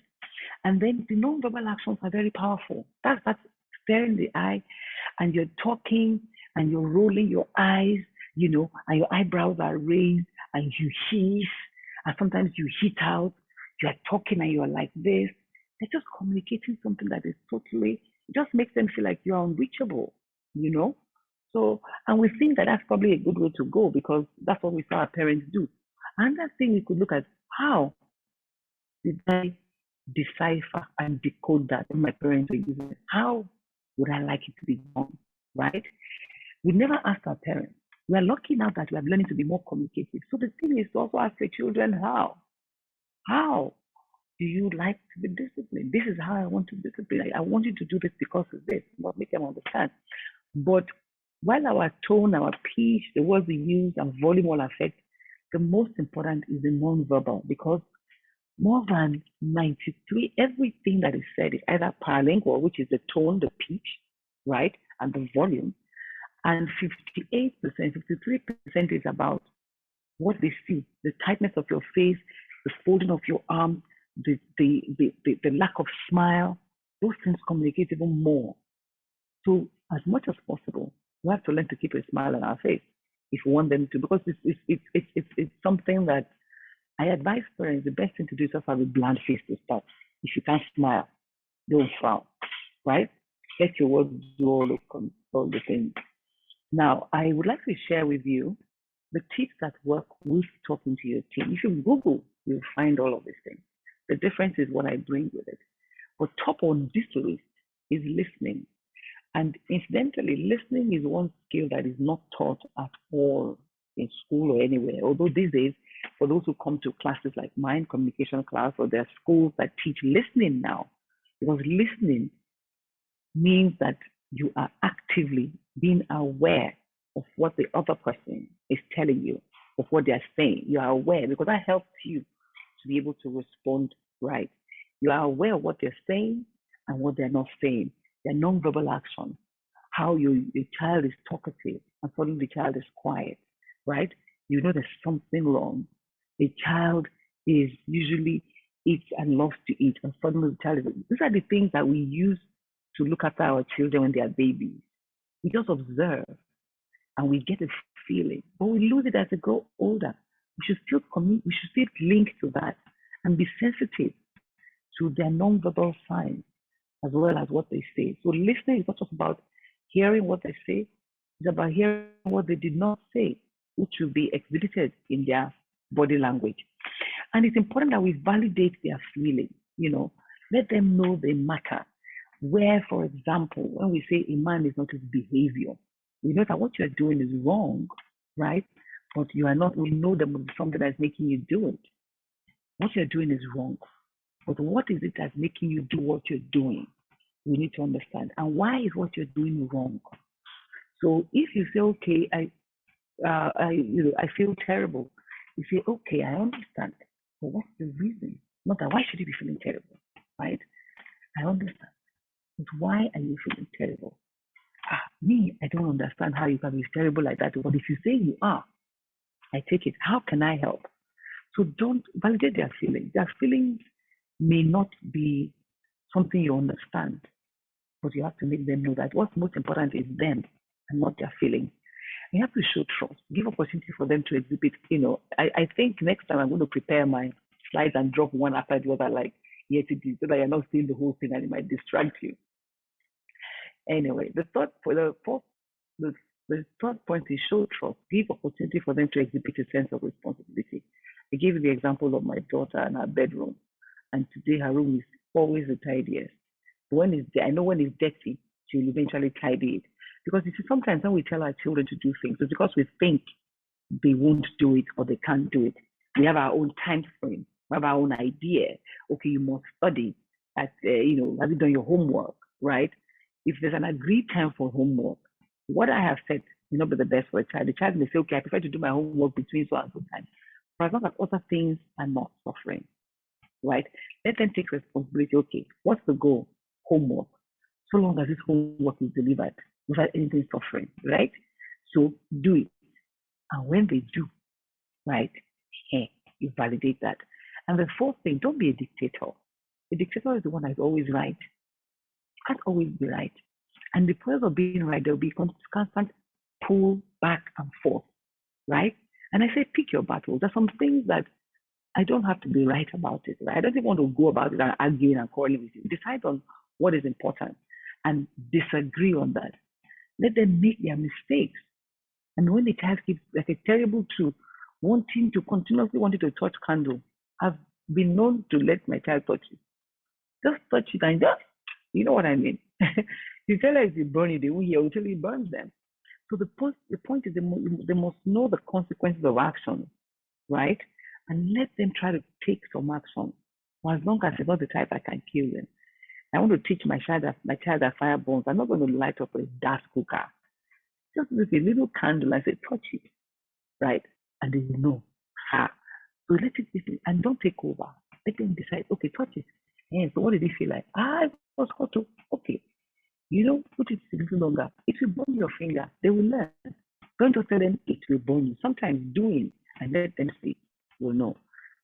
So I always give praise because it helps self-esteem. And that's one thing that is usually at at its lowest when they're teenagers. That's because there's so much bombardment. Suddenly, they're not as beautiful. They're not as light. I had a daughter once who said her teacher prefers her sister because her sister is lighter skinned because she's darker. And I'm like, so what do you think is, I mean, are you beautiful or not? I can imagine how much it took for me to say, you know what, dark or light, beauty remains the same, right? It gave me an opportunity to teach her that you're still beautiful as you are. Light is beautiful, dark is beautiful. You see dark chocolate? I brought out all my melanin popping stories. And every time I tried to reassure her by words, not directly at the time I taught her, how beautiful she is, because she really is beautiful, right? How beautiful she is, how her skin, I can see her teeth very well. And she's not even that dark, come to think of it. She's just slightly lighter. So, but you can imagine she feels she's dark. I say, you're not dark, you know? So because each time we have opportunity to teach, never break it, right? In teaching them self-esteem is an opportunity to teach them. The times that they have those challenges always present an opportunity to teach them and learn from them too, and you know why they do what they do. And another thing is to really control your emotions. My emotions are very high because the stakes are high. Everybody wants to be able to be proud of their kids. I used to tell my children that, and I believe it probably worked because it was like blackmail. I said, do you want, are you proud of me? Do you want to work on this? I said, oh, that's my mama. I remember it's an institution about when one of my sons used to wear, when the older one, sagging pants. And then we would, I would say, can you imagine me walking around the streets in sagging pants? So I always tell them, do things that will make me proud. Things that because are you not proud of me? I want to be proud of you. These are the kinds of things that make me proud. I want to know that you care for others. I want to know that you are respectful. I want to know that you take your body seriously. I want to know that you are first in class. There's nothing wrong with that. That you are putting the best. But even if you are not putting your best, I want to know anything. So it's important that we control our emotions when we're talking to them because they will disappoint us. And at those times, they will talk back at you. They disappoint you. What works is very crucial 2 to 3 seconds that you can take. They can tell you something terrible. I remember, I think my daughter was 14. I don't know if I said this last year. 13 or so, she told me about, I have a boyfriend. I mean, I saw some pieces of my boyfriend gave me, and I didn't answer immediately. I mean, I'm sure now maybe you have that problem with 10-year-olds. I didn't answer immediately. I took because my heart was beating. But because I know that a deep breath will change that, I took a deep breath. And I came back, boyfriend, what does that mean? So I will understand. Yeah, he said me, hey, okay, what else? He said, hey, so what's wrong with that? Is your brother not your boyfriend? Is your cousin not your boyfriend? Just to kind of like dilute the feeling and make them understand. And, teach them that, well, the truth is, boyfriend or no boyfriend, it can be a distraction. You should be in school now focusing on passing your exam, and that gave us an opportunity to learn that. I remember, and I said, all these things I have seen now, trust me, in another 10 years, you won't remember this boy. And she was laughing, but it helped me to get through. A deep breath gives you time to think and not respond in anger or in pain. Sometimes you bite your lip. If you can't breathe, just hold on or look away briefly so that you can at least not be confronted by what's in front of you. Close your eyes or just visualize. Imagine this child not really saying this, or think of something more peaceful before you respond, right? And another thing that's important in opening communication channels with your child is to do things together. And doing things together can be, going out together. It can be just exercising together.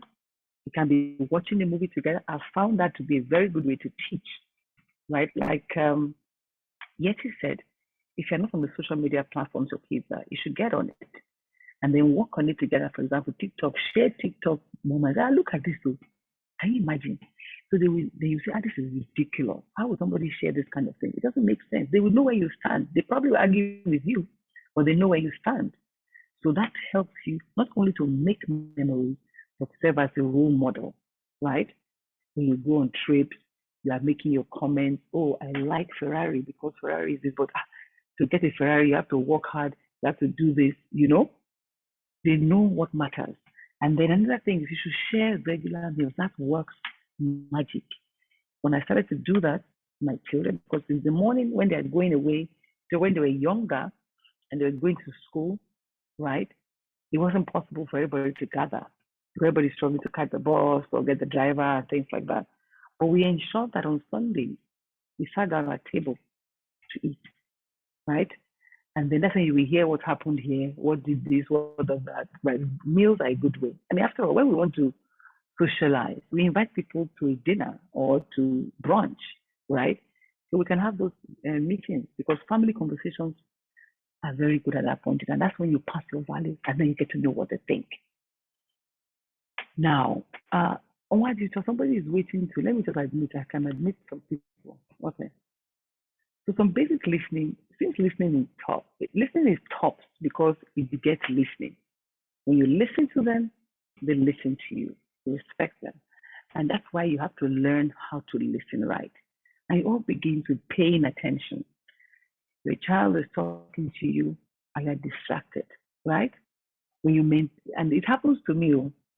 I say I can move that they're talking to me and I say, but I'm talking to you, right? Or I'm talking on the phone and I want to get on to the next thing. I just cut off before the bye-bye is done. And they say, Mama, you always cut off the phone immediately. I said, well, it's because I thought you were done.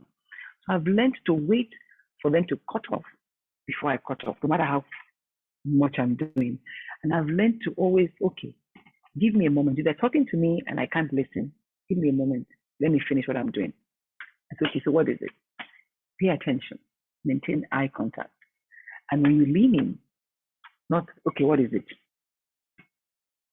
What is it?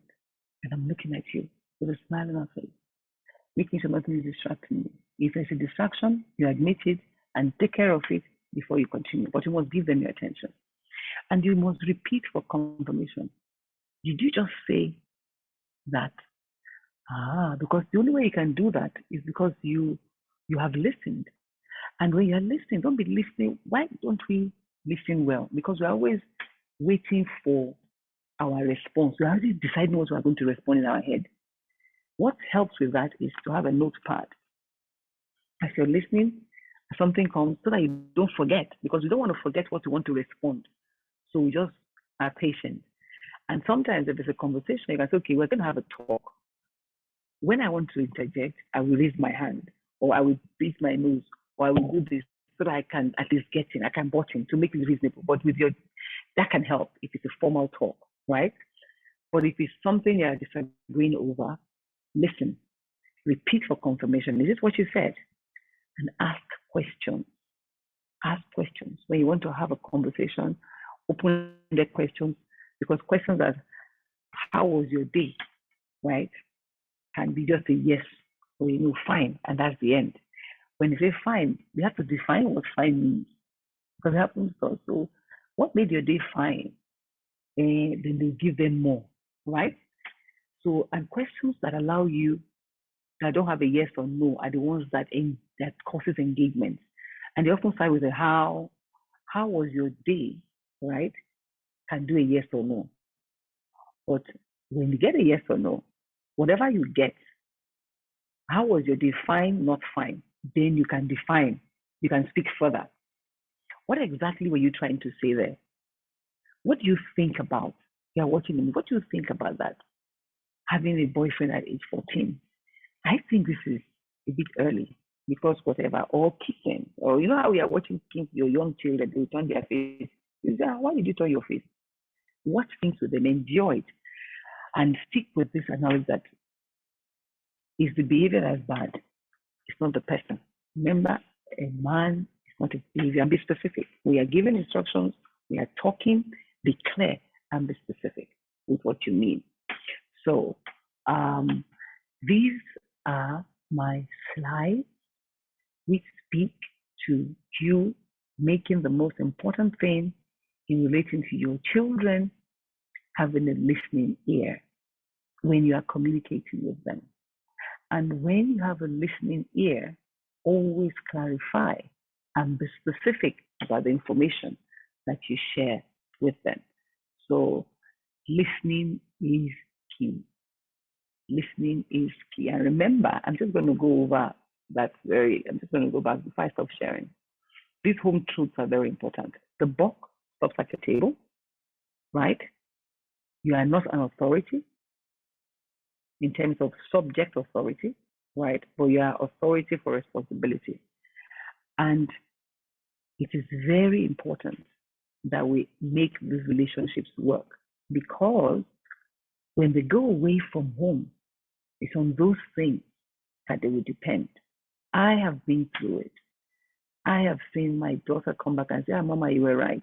I used to tell one of them that, listen, wash your clothes. I know when I would use washing machine to wash it. I said, okay. She got to school. Yes, she was washing machine, but her clothes were wearing faster. I went to her place one day. She had washed some things delicate by herself. I said, why? I said, because I don't have money to be buying underwear all the time I'm washing. So if I had not taught you, when I was saying learn to wash your clothes, but it wasn't important. So staying close may not be easy, but we need to stay close to our children. And it starts with listening and being prepared to be able to talk them through, let them know where we stand, and let them know the matter, that we love them regardless. Thank you very much.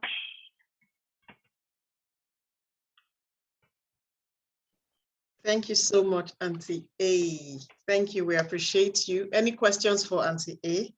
Even though she has shattered the table on the Shouters Association of Nigeria. So, but then, any questions for Auntie A? If you have a question. I can take comments too, if it's okay. If you take a comment or share an experience that you think. I see Awili has her hands up. Oh, he said, okay, no, Awili has a hand up, yes. Awili. Okay, Awili, go ahead. Good morning. Good morning, everyone. Good morning, Auntie. Thank you so much. I have a son, he's 16, and I find that he seems to be, I ask him questions quite all right. Like, okay, we're broaching university and we would like him to go to Canada to study. And he's telling everybody else except I and my husband what exactly he wants. He told one cousin he wants to go to Covenant. He told my sister he'd prefer to go to the UK than Canada. And I'm wondering, why is he not talking to me? So I don't know how to go about. I don't know what to do, what to actually do, because he's telling other people what he wants and he's not telling me. And I've asked several times and he just keeps silent, or he's not too communicative about it. So what do I do? Is he your first child? Yes, he is. He's 16. So one thing that you must first and for a long time, only child. Okay. So one thing that you have to understand, there's a behavior that you don't like. The behavior that this boy didn't talk to me. We have to understand there might be a reason. For people who don't talk, there must be something you enjoy doing together. Find that thing and do it. For me, I had an issue like that with my first son too. You know what we did? I took a long walk, and you start by you sharing your concerns.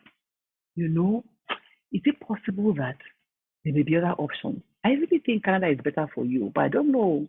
Maybe there are other options. Take a long walk. Then, by the time I was done with that walk, it wasn't a Canada issue with my son. He had told me about challenges that he had. He had told me this, he had told me that.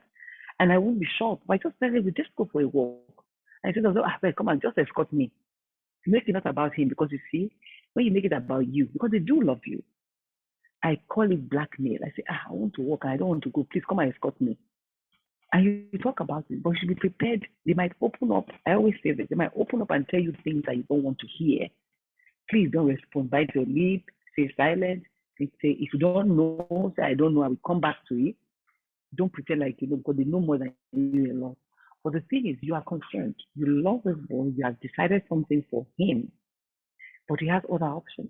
And there really are other options. You explore it together, because he's the one that's going to live it. All my kids school abroad, but The challenges, I was just talking to one of them yesterday and saying that maybe there should be some kind of, you guys should start in fact, one of them is starting some kind of orientation course for people who are going to study abroad, youngsters. The challenges that they experience are huge, huge challenges. Weather change, family is not there. So it's important that they know that you will listen to them regardless from here. All of them went to school abroad, but one of them, by year 3, he said he didn't want to school abroad again. He didn't believe, but he came back home, and that was just before COVID. He came back home, changed course, did his course online, and it was valedictorian in his class. You know, we have to learn to listen to them. He was valedictorian, and it was a shock to all of us. He went online because he couldn't handle winter. He couldn't handle winter. So it's important that you spend time with this young man or make him know. They must know your reason. I can never want to hurt you. What will I benefit? I want to be able to stay there and be hearing, that's my son. The same way you want to be able to look at me, that's my mommy. So, but I may be doing the wrong thing. So once you admit that, it works. Go for a walk. Oxygen will help you. Other things to see you. I say, that tree. You know, I used to love trees as a child. You know, you see things that will create conversation. I would have said, watch a movie together, it will not work. But it's nature. Walk in the, take a 1-hour walk, and trust me, he will tell you what he wants. Trust me, go and try it and come back and tell me. Take him out. Don't go and eat. Go for a walk, because you'll be forced to talk and tell him your fears. Don't tell him that somebody told you that, but just make him know that there are options. Because when you tell him somebody told you that, you told them that, you say, this woman is snooping around. We don't like to believe that you're snooping because we do snoop, and they know we snoop. But you don't want to be told, you want to be avoiding it. Just tell him, maybe you might want to stay. So please discuss it with another walk. We're not take too much of the time. Let's get ready for. Is there any question in the house? Chika said, we need to watch your vibe that she picks up, which you are unaware of. Absolutely. That's the next challenge, and that's the next conversation that we have. And which says, and be friendly about it. Well, be friendly. Because the truth is, they are our friends too, but hey, they are first our children. So I never pushed this friend thing too far, because they are friends with benefits, right? So they're my friend. It's a privilege. It does not mean that, because there are different categories of friends. You should not forget that, my child is friendly. What does that mean? They don't tell you their secrets. I bet you that. No matter how friendly you are, they will never tell you everything. They will drop it with you for you small. But the more you let them know that whatever you tell me, I'll take it and I will use it to teach you and to learn. You'll be fine. Thank you very much. And I think at this point in time, it's 11:53. Dr. Chika must be ready to roll now. Thank you so much, Auntie A. Please let's drop in the chat room how this session was for us with Auntie A. How was this session for us with Auntie A and the several things we have learned? So a lot goes into communication. We don't just say it the way it is. We need to pay attention to several things, to the things they say and the things they do not say. Pay attention, listen, and keep listening. Thank you so much for that, Auntie A. So just roll. Pastor Chika in the house. So I'm going to move on to the next one. And we're taking the intro for Pastor Chika. So please, let's pay attention to, right after the video, we're going to be hearing the oracle himself speak to us. So Pastor Chika, there are already questions for you, 2 major ones, but then we'll take it right after. We'll take it after your session. So let's listen to our intro. Pastor Chika, the oracle. He is a speaker, a coach, minister, and therapist, the lead pastor of Covenant Life Baptist Church, a life coach, and a spiritual strategist. He is an NLP practitioner and also an author. He strategically establishes people and organizations on the path towards happiness and success in their personal, professional, and corporate lives. He assists people and organizations to discover, define, and design the strategy to achieve faster the goal they set for themselves. He uses a mix of spiritual intelligence and energy auditing techniques to shape homes, hearts, and habits. His mission is to unlock lives by unlocking the spirit, soul, and body. The Oracle is passionate about people finding meaning in life, helping them improve their lives by improving their energy cycles. Thank you very much for being here. Wow.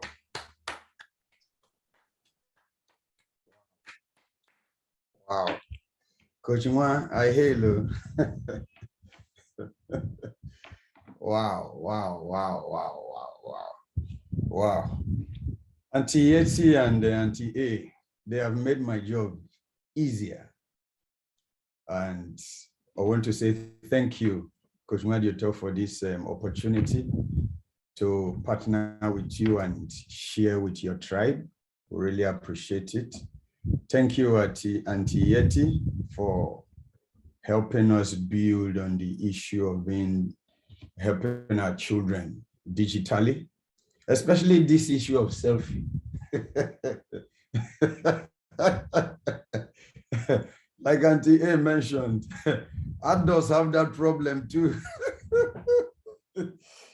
So we want to quickly look at how our energy either helps or hinders our children. And I'm bringing it generally under the issue of vibrational energy. Let me see if I can share. I hope so.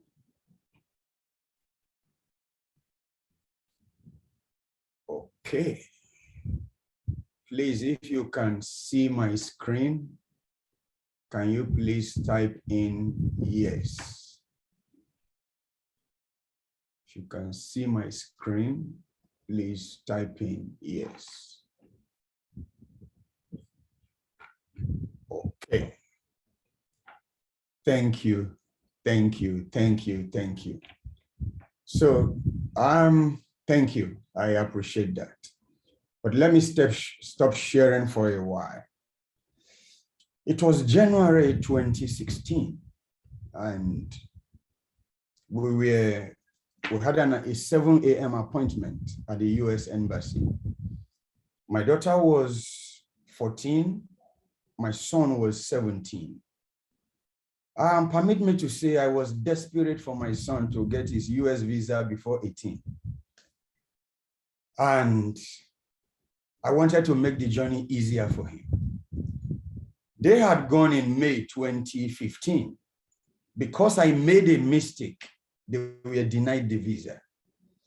And the mistake was that I didn't drop a copy of my passport, whether original or photocopy, with my wife when they went to the embassy. And all the embassy official asked was, can I have a copy, even if it's a photocopy of your husband's passport? And there was none. So they were denied the visa. So it was like it was on me to make it good. So January, we were on our way for the appointment. You know how traffic can be like on Third Mainland Bridge. And it was quite long. But this our taxi driver,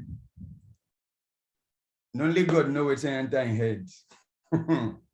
He decided to beat the queue. And I had told him, don't, stay right in the line.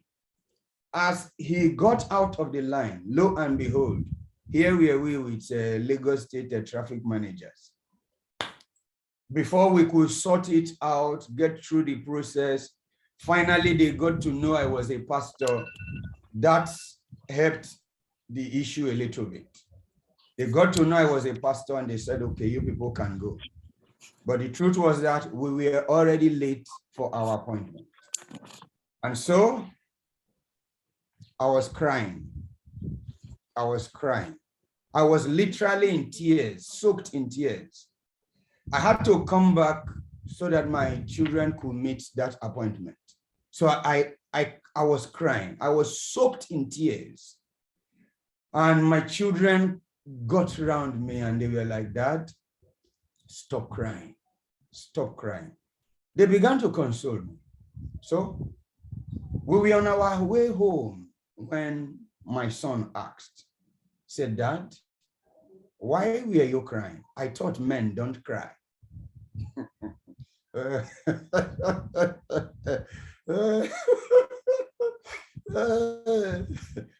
That I thought it's only ladies that cry. Why were you crying? So I said to him, I said, son, men are human too. And when men display such emotion of tears, that doesn't make a man less of a man. It shows that he is human. And every man should actually choose to be vulnerable, that will help him to live a better life. That emotion affected my children because that is what energy is all about. Energy is the power you need to function or perform a task. Let me go back to share my screen. So energy is the power you need to function or the power you need to carry out an act. Albert Einstein said, everything is energy, and that is all there is to it. Match the frequency of the reality you want, and you cannot help but get that reality. The reality I wanted was a reality of empathy from my children, to show them that you can be empathetic towards someone, being able to put yourself in someone's shoe. But I achieved more than that by helping my son to realize that a father can cry, that he was affected by that display of energy in a positive way, changed a lot about me. Energy is generated all around us to improve our health, improve our relationship, improve our well-being. This is because 85% of all successes in life is dependent on your emotional biochemistry. And your emotional biochemistry is affected by your energy display. And what do we mean when we talk about energy? It has to do with your thoughts, your emotions, your vibes, your behavior. All these build up into what we call your energy profile. And your energy may either be open or closed, because every human being has an energy field, but we will come to that. And I want you to understand this. The human being is made up of 3 basic energy fields. I will shortly come to that. And these energy fields are basically what is referred to as your aura, your chakra, and your meridian. What do we mean by the aura? Your aura is what people always refer to as the vibe around you. The aura is like a hologram, a spider web that is around you. It's like a shadow. It is between 2 to 6 feet around you. And how do you understand that? That there is an energy called aura. Have you ever met someone that you have never met before, and there was something about that person that hit you positively or negatively, but that was the first time of meeting that person? If you have, can you please type in yes? If you have, can you please type in yes in the chat box? Okay. If you have never had such an experience, please type in no. Oh, I see a lot of yes, yes, yes, yes, yes, yes. What you got in contact with is called the aura. You know, we describe aura as personality from a perspective of grammar. We see aura as someone's personality, but it is actually something more than that. It is a combination of your spiritual, your emotional, your etheric, and your mental energies all coming together to produce a vibration that people come in contact with, that makes you to appear sweet, sour, or bitter.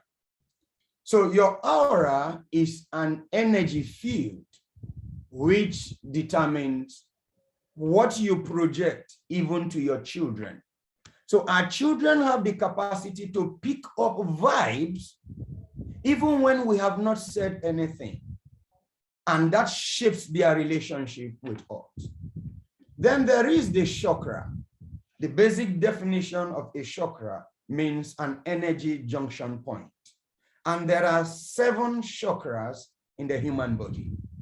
There is the crown, which we call the head, that connects us with the spiritual being. There is the third eye, somewhere here between your forehead. It's what some people refer to as an intuitive capacity. Then there is the throat chakra that guides your communication pattern. Then you have the heart chakra that governs the way you love or the way you receive love. Then there is your sacral chakra, which has to do a lot with your your willpower.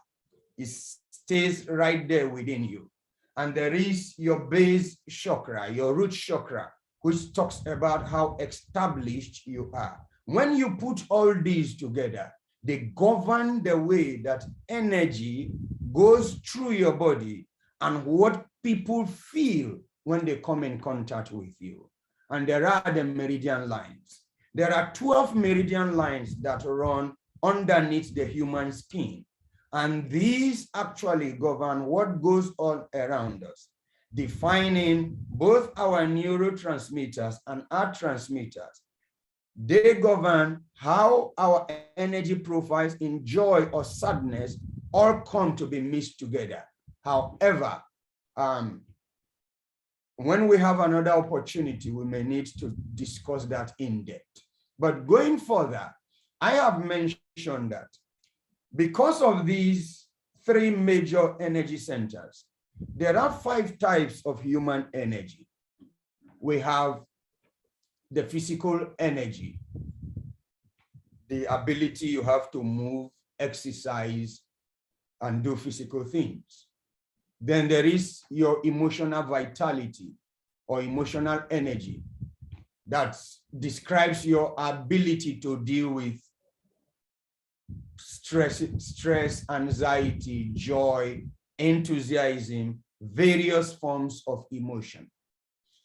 Then we also talk about your social energy. Your social energy in itself deals with your relationship patterns. And then there's your spiritual energy. Oh, I've left off one, which is your etheric energy. Your etheric energy is what governs the wave of the aura around you.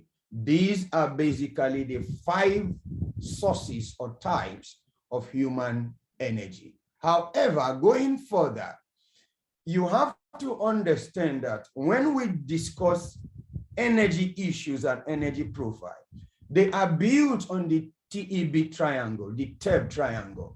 What that means is that your thoughts affect your energy, and your energy influences your behavior.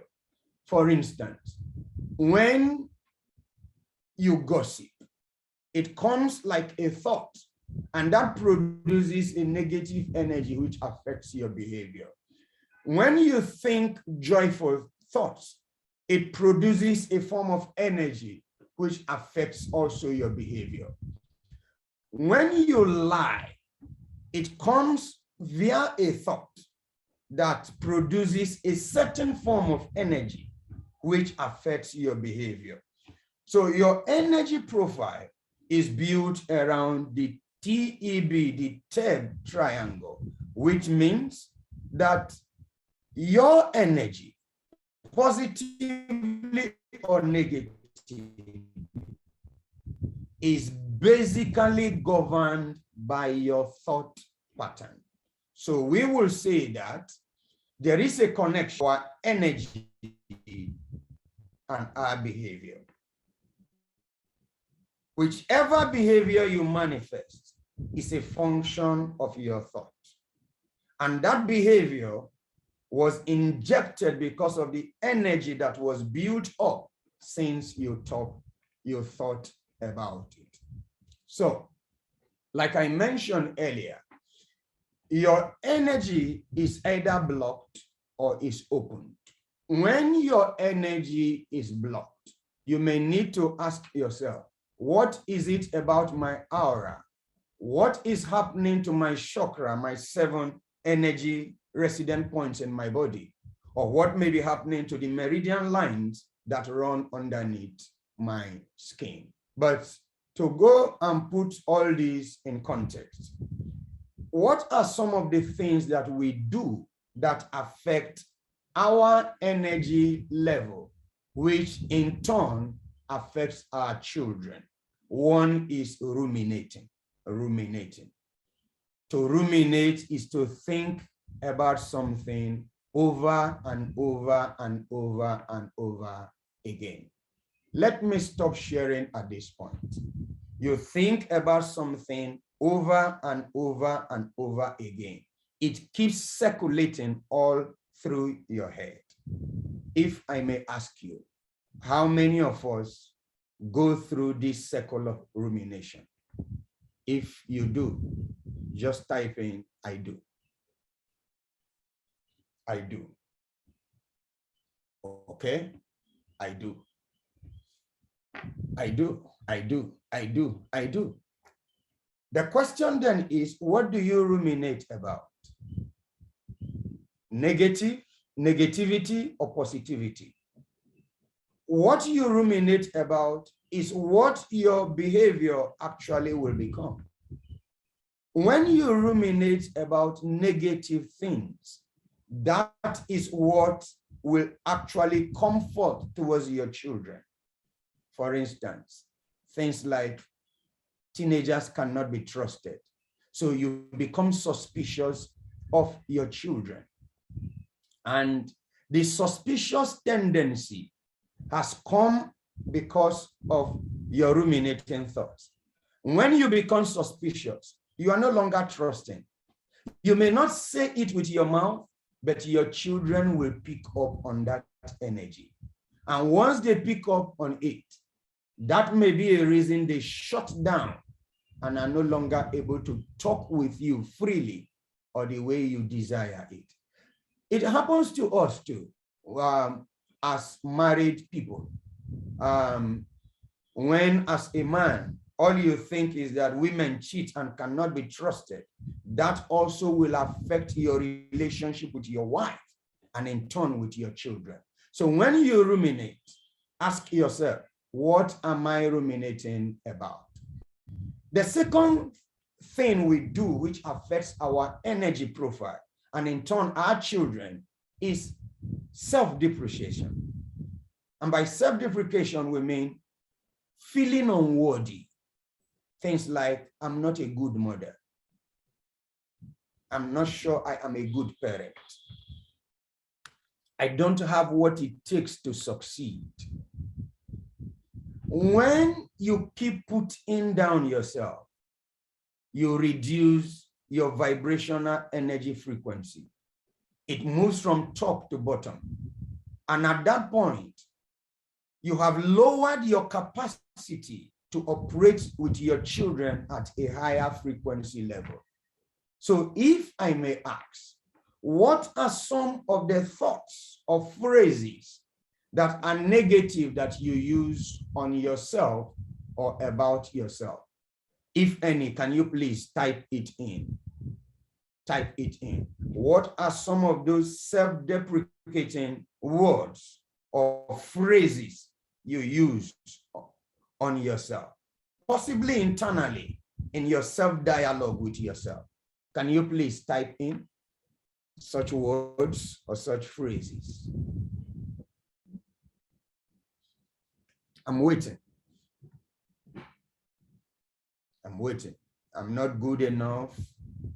I'm not a good parent. I'm not a good father. I'm not a good mother.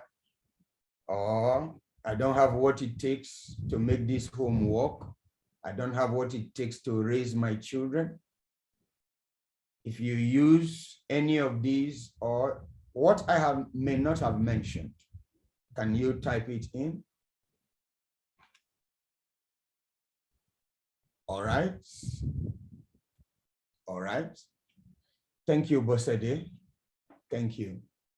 Thank you for choosing to be vulnerable. I appreciate that. Thank you.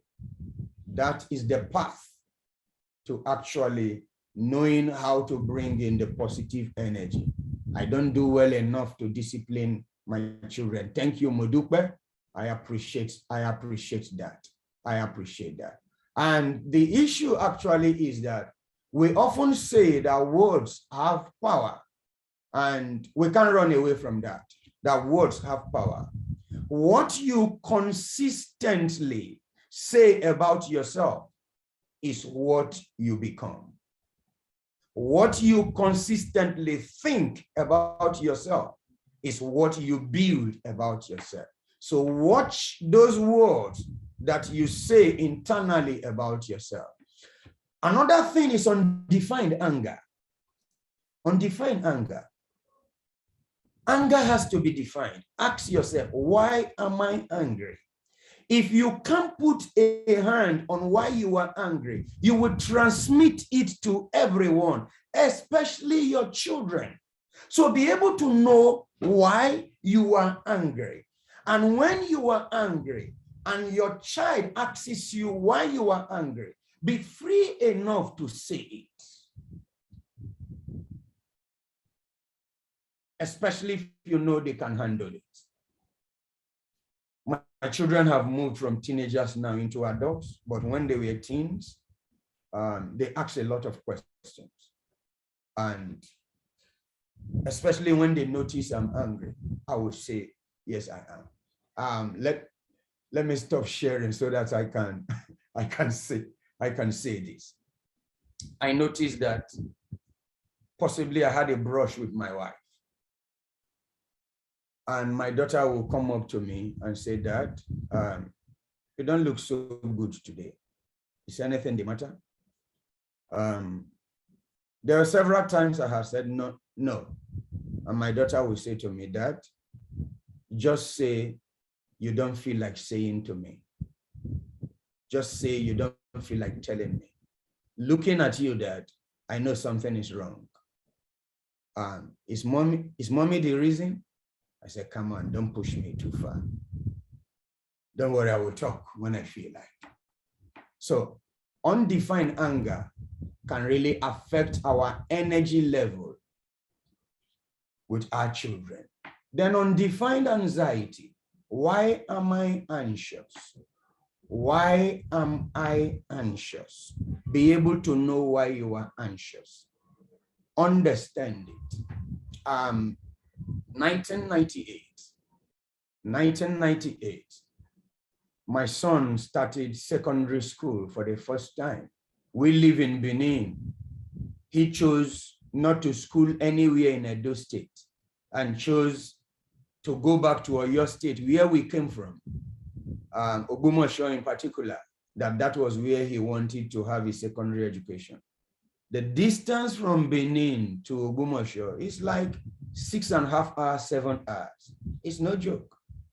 But that was what he wanted. So we took him to school, left him in school, and we were on our way back home. I was crying in the car. My wife was crying. finally, when we got back home later that evening, because this will be his first time of leaving the house. We were really anxious. Who knows? Is he mixing up well? Are things going okay with him? So I told my wife, I said, look, instead of crying and killing ourselves, let's call the school. So we called up the housemaster to know. We said, how is Hashim doing? And he said, he's in the football field playing football with his friends. And I shouted, friends? When did he get to school that he has made friends already? So I told my wife, I said, you see, we are here anxious. The one we are anxious about is busy enjoying himself in school. Please, go and give me food, let me eat. I can't keep myself. So be able to define what is the reason for my anxiety. Then a people-pleasing behavior can affect your energy level. Listen, you can't be all things to all persons. You can't be all things to all persons. You can't please everybody. And your attempt to please everybody will definitely affect your relationship with your children. You don't have to play the Mr. Nice Guy or Mrs. Nice Guy towards your children. There are points where you have to put your feet down and say, no, you can't cross this point. So trying to please everyone will not only drain your energy, it will sabotage your energy profile. Then a situationship. You are in a relationship with someone and you don't know what the relationship is about. Especially this goes with single moms, especially single parents. You can't define what the relationship is. Are we moving towards marriage or not? What are we? And you don't know what it is. That can also affect your relationship with your children. Because when you are not happy internally, that's the vibe that you will bring out. A limiting belief. And what do we mean by a limiting belief? Something that stops you from being the best that you can ever be. Something that stops you from being the best that you can ever be. And you know what that limiting belief is. That limiting belief may be like, I can't make good money. That limiting belief may be like, I can't succeed in life. No one has been successful in our home or in our family. That is a limiting belief. And you may go into a relationship with your children that way. Then a toxic relationship. A toxic relationship will affect your children. A toxic relationship is a relationship that is negative, especially if you have such with your spouse or sometimes with your boss. So be able to know if a relationship is toxic and how to handle it. Do not deny the fact that this is a toxic relationship. You may decide to cut off. You may decide to make amends. But a toxic relationship is not good for you. Then, another thing that can affect your energy level are the things we call entity attachments. What do we mean by entity attachments? Because everything in life is made up of energy. Energy can be destroyed. Entities are spirit beings that actually move around, seeking for things to attach themselves to. And they can attach themselves to objects. They can attach themselves to homes. They can attach themselves to cars. They can attach themselves to anything. And these entities have a way of affecting the energies around that home or around the space where that actually happens. When I lived in Ogbomoso in Oyo State, Nigeria, we had a case of entity attachment in the house where we lived in. And because that is the realm where I operate a lot in spiritual intelligence, I was able to pick that up, and I addressed that matter squarely and sent and broke off any attachment that entity had with the building that the church rented for me to live in. So entity attachments can be a cause that influences our energies negatively in having a positive relationship in our homes with our children.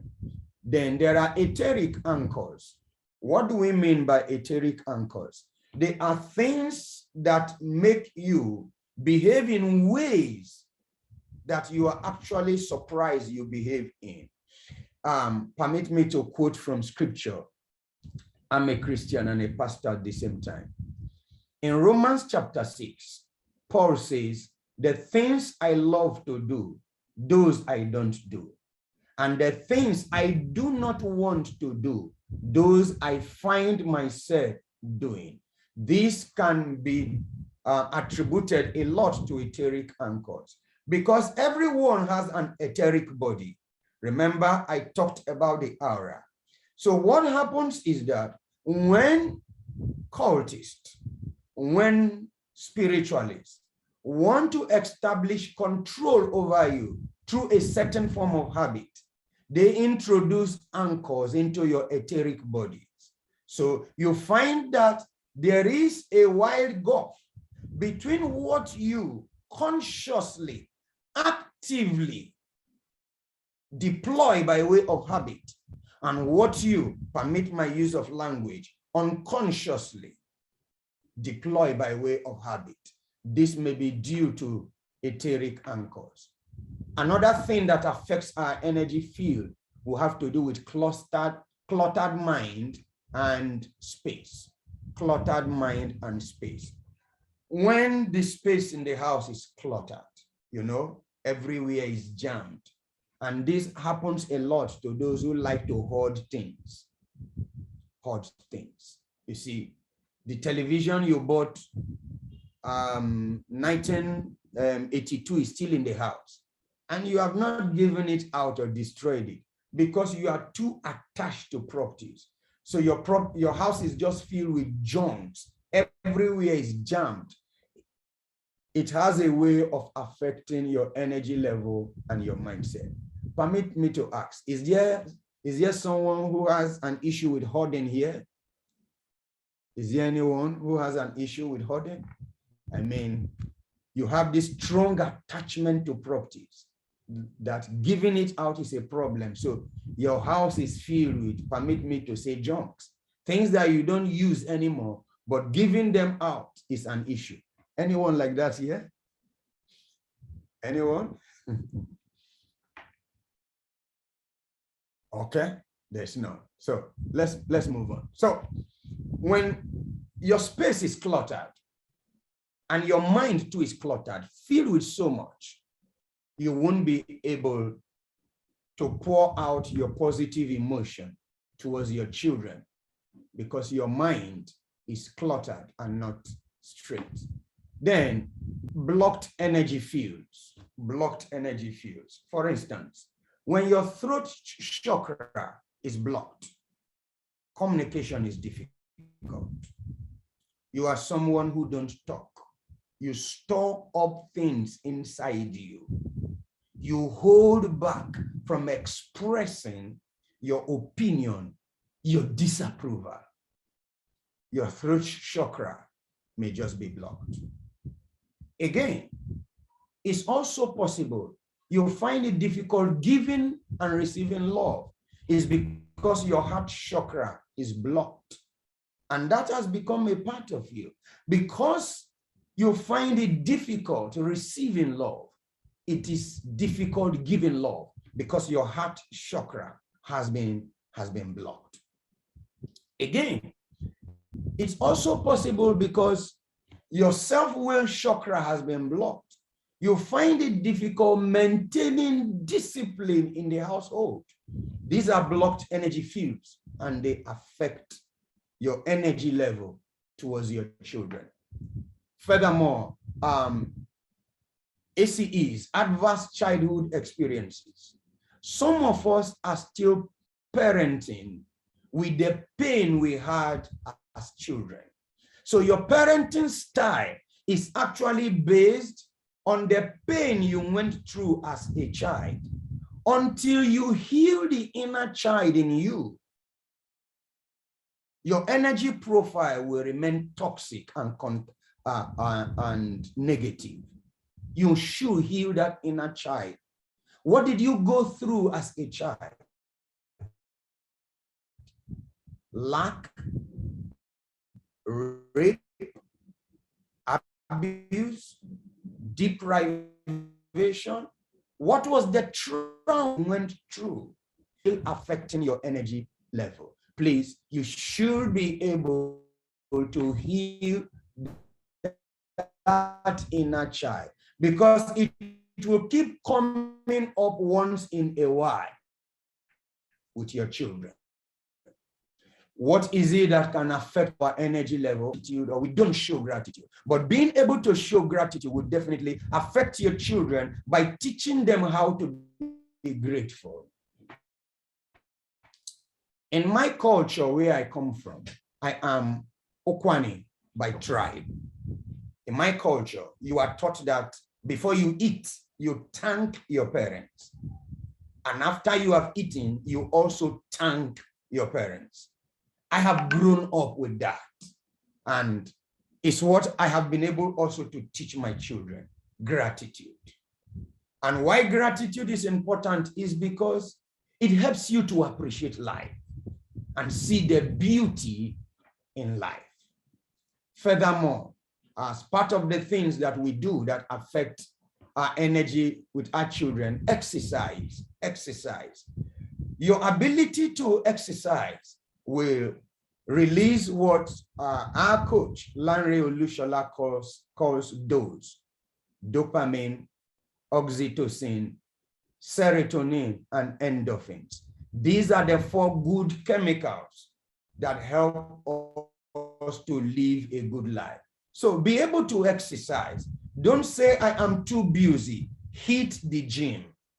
I built a gym in my house, and it has affected my children. And my children use the gym.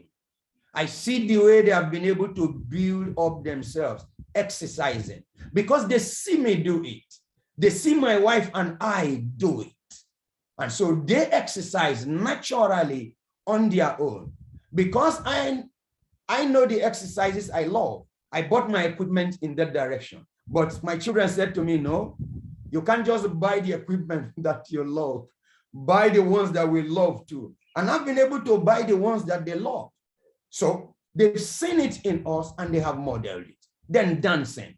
Look, if there is any behavior that affects positively, it is dancing. Be able to dance with your spouse in the house openly. Let them see it. With or without music, dance with your spouse, or even dance alone. Sometimes my wife and I will stage a dance competition between the children and us. And we will ask our cousins to actually be the umpires that day. But you see, because they have a way they do their things, they will always give the winning cup to the children. And my wife and I have never won, but anyway, it doesn't stop us from doing it. So dance freely.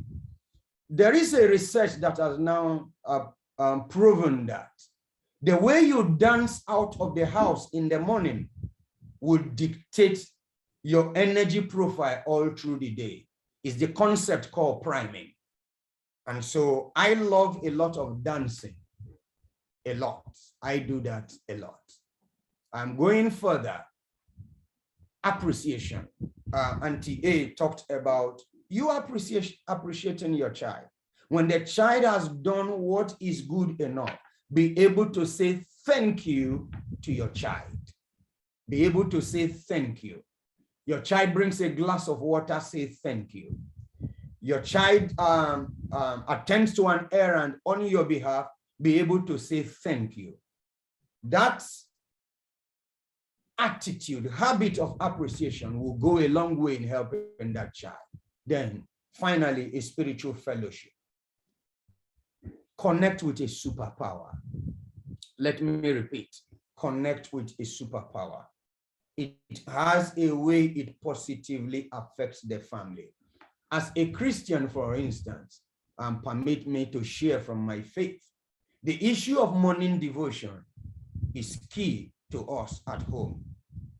We don't just engage in morning devotion because we want to worship God. It is an occasion for energy transfer amongst us. When we sing, when we dance, when we share scripture and listen to scripture, everyone takes his or her turn to share in the house. I lead on Mondays, my wife on Tuesday, my son on Wednesday, my daughter Thursday, my other daughter on Friday, and on Saturday is a freestyle. You see, so that helps the atmosphere in the house. So be able to engage in religious ceremonies together. Auntie A harped on the need of doing certain things together, and spiritual things actually will help you a lot. How do these affect our children? They affect their academic performance. Empirical research has shown that the way you relate with your child will affect that child's capacity for retention. Because emotionally, we are like opiates, we are like drugs to our children. The good relationship you have with that child will help that child to want to make you proud. How does our energy affect our children? It affects in family bonding a lot. Family bonding. Last year you heard me share when my encounter with my children in 2016 when we went on vacation in the US, and I actually wanted to beat them up for giving me over anxiety. And my daughter said, "Dad, can we talk before you beat?" And I said, "That's okay." And when we had talked, I saw that I was actually at fault. I misinterpreted the experience or the encounter. So it helps in family bonding a lot. One thing I have done to create this family bonding a lot is we go on family vacations. It's what I have invested in. I don't care what it takes financially, but that time comes where for between 2 weeks to 1 month, we are out on our own, all by ourselves. We go to the beach, we go to the movies, we go everywhere together, because I know that once we are back and they are off to school, that may not be possible again. And I've reached the point now where they are all off from the house. I don't know when, now they choose when they have to come back. So your energy affects family bonding. It also enhances their psychology. Why is that so? Because what they see you do affects them one way or another. And that psychology, which is the way they relate with themselves, will be based on what they pick up from you. Do you love yourself? What do you say about yourself? What do you say about what you are going through? But when you say the positive things, it affects their psychology. It also goes on with behavior modeling. You are their model, you are their teacher, principally.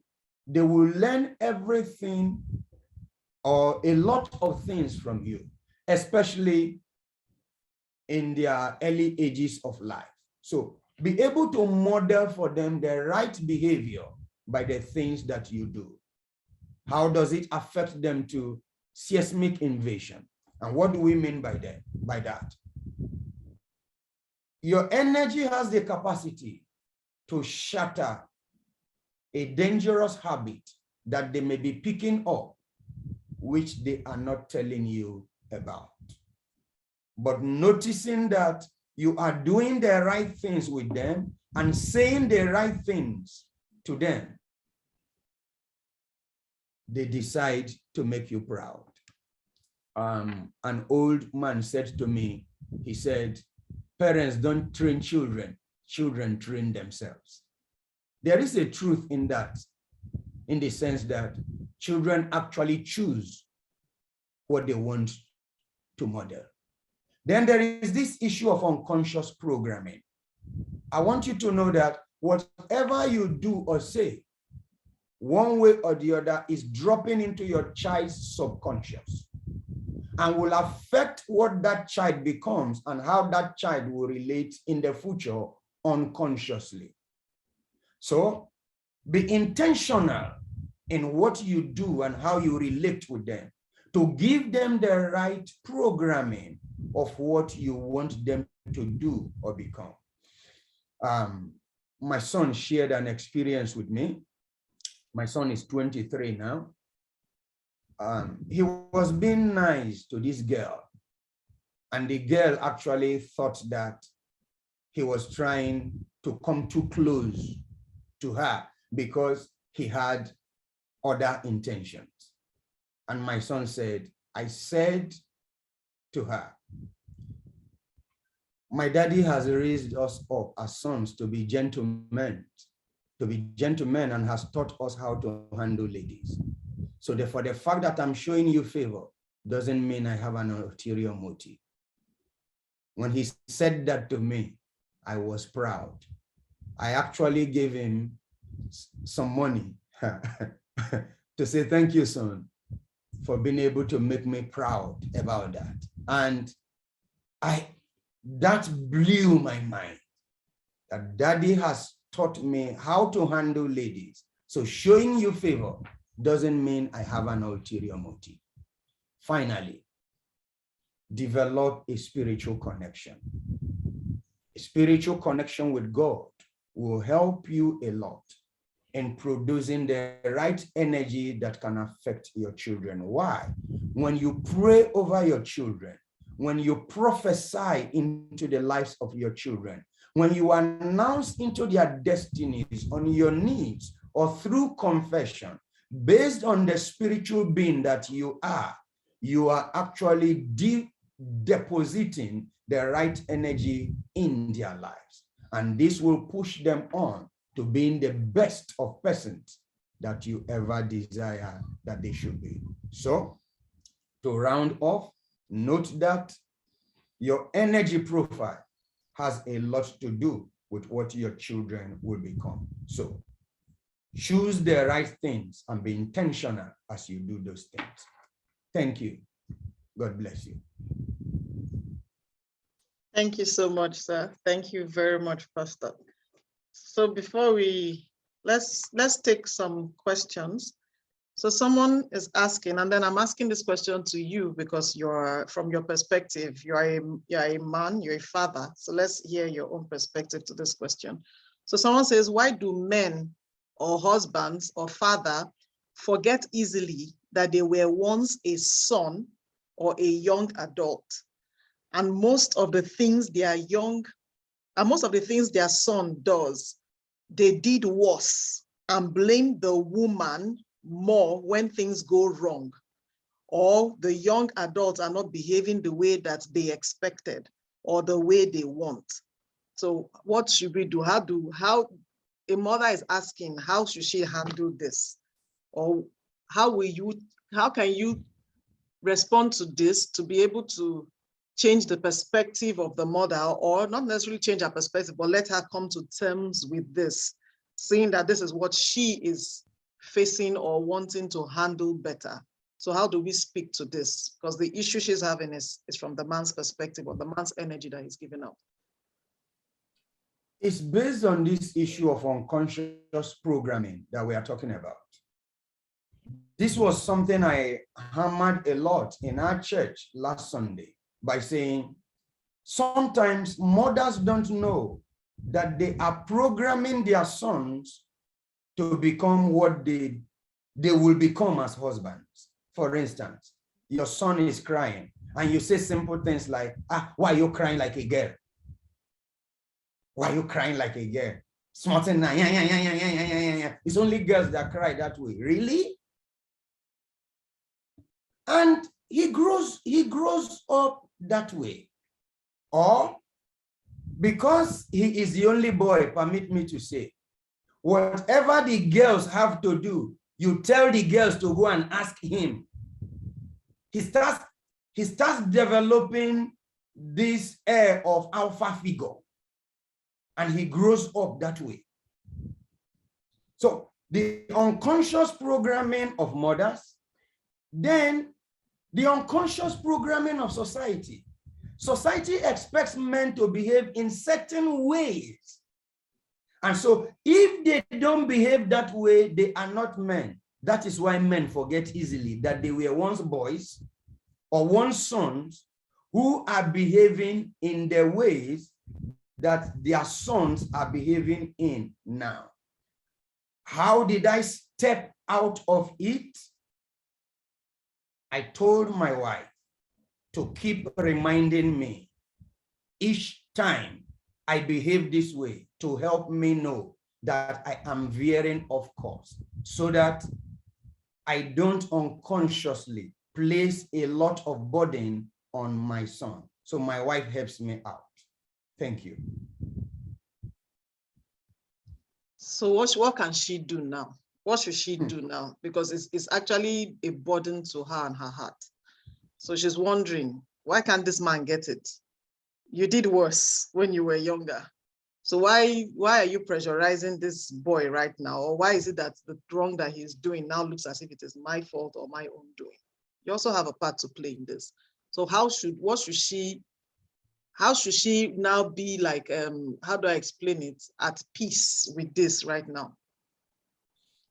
Well, you may decide to talk it over with your husband, but choose the right moment where you have a window where he listens, and let it be something you can talk over, but don't use the official language. Adopt a method like Auntie A has talked about. Go for a walk. You know what he does or likes to do that gives him that air of freedom. That may be a time you can talk about it, like coming from the point of something that is hurting you and you need him to help you. I think from that point, you may be able to begin to give him understanding gradually of what you may be going through and how to help that child. Again, on your own, begin to talk to that child one after another. On your own, so that he doesn't develop a hatred for the father. Oh, thank you. That's a nice perspective. Auntie A, your hand is up. Let's hear you, ma. I was just going to add to what the doctor said, and to point out something doctor said for her benefit. He said that children, and the parents don't train children, they train themselves. And the key there is that the children choose what they model. So you must help your son, because no matter how bad somebody is, something good in the person. How we say, I can never be like my father who did this. The child should begin to know, that play up the good traits and tell the child he can choose who he becomes. He doesn't have to be like his father. And start telling them from very early on, they can choose who they become. That's my contribution. Thank you so much. Thank you so much for that. So there's a follow-up question. Say, as a follow-up to the question about fathers, please, can we have more enlightenment for the male child and man on what is okay?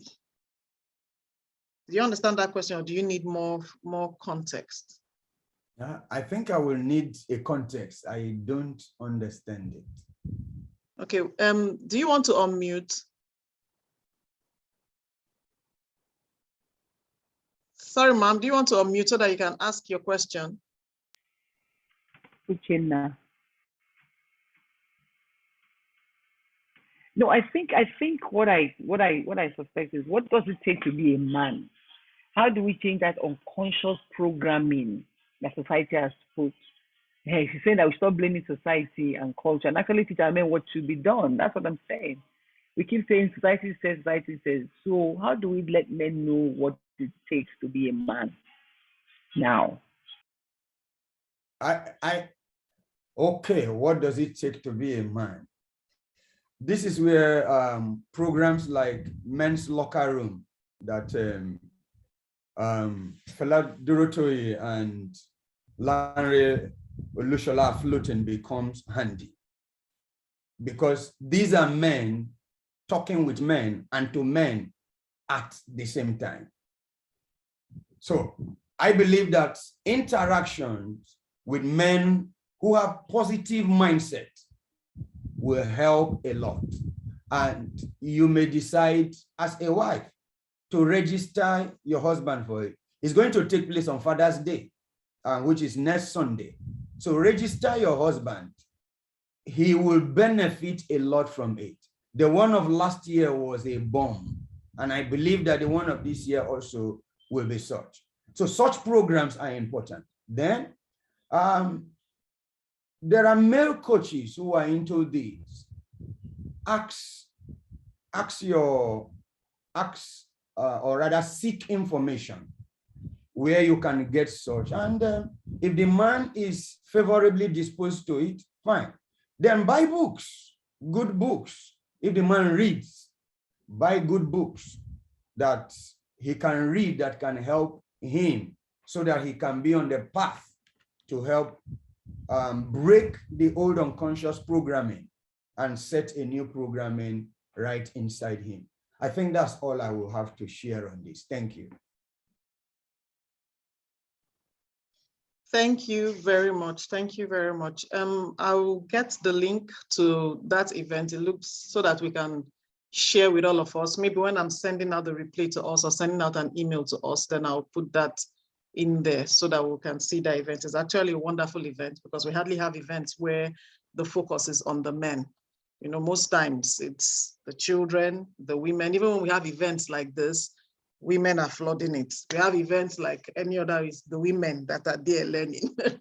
so there's really no major event where the men are just there by themselves, listening to themselves, speak to themselves. So that is actually a wonderful initiative. So when I'm sending out this particular link, the replay, I'll put the link to that event so that it can go around also. Pastor Chika, how can we find you? How do they say that? How can you be found?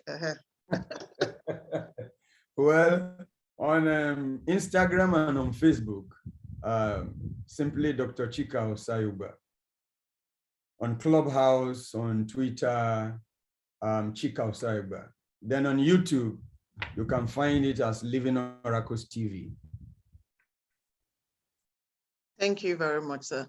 Auntie A, you did not tell us how we can find you. Well, we can all find you, sir.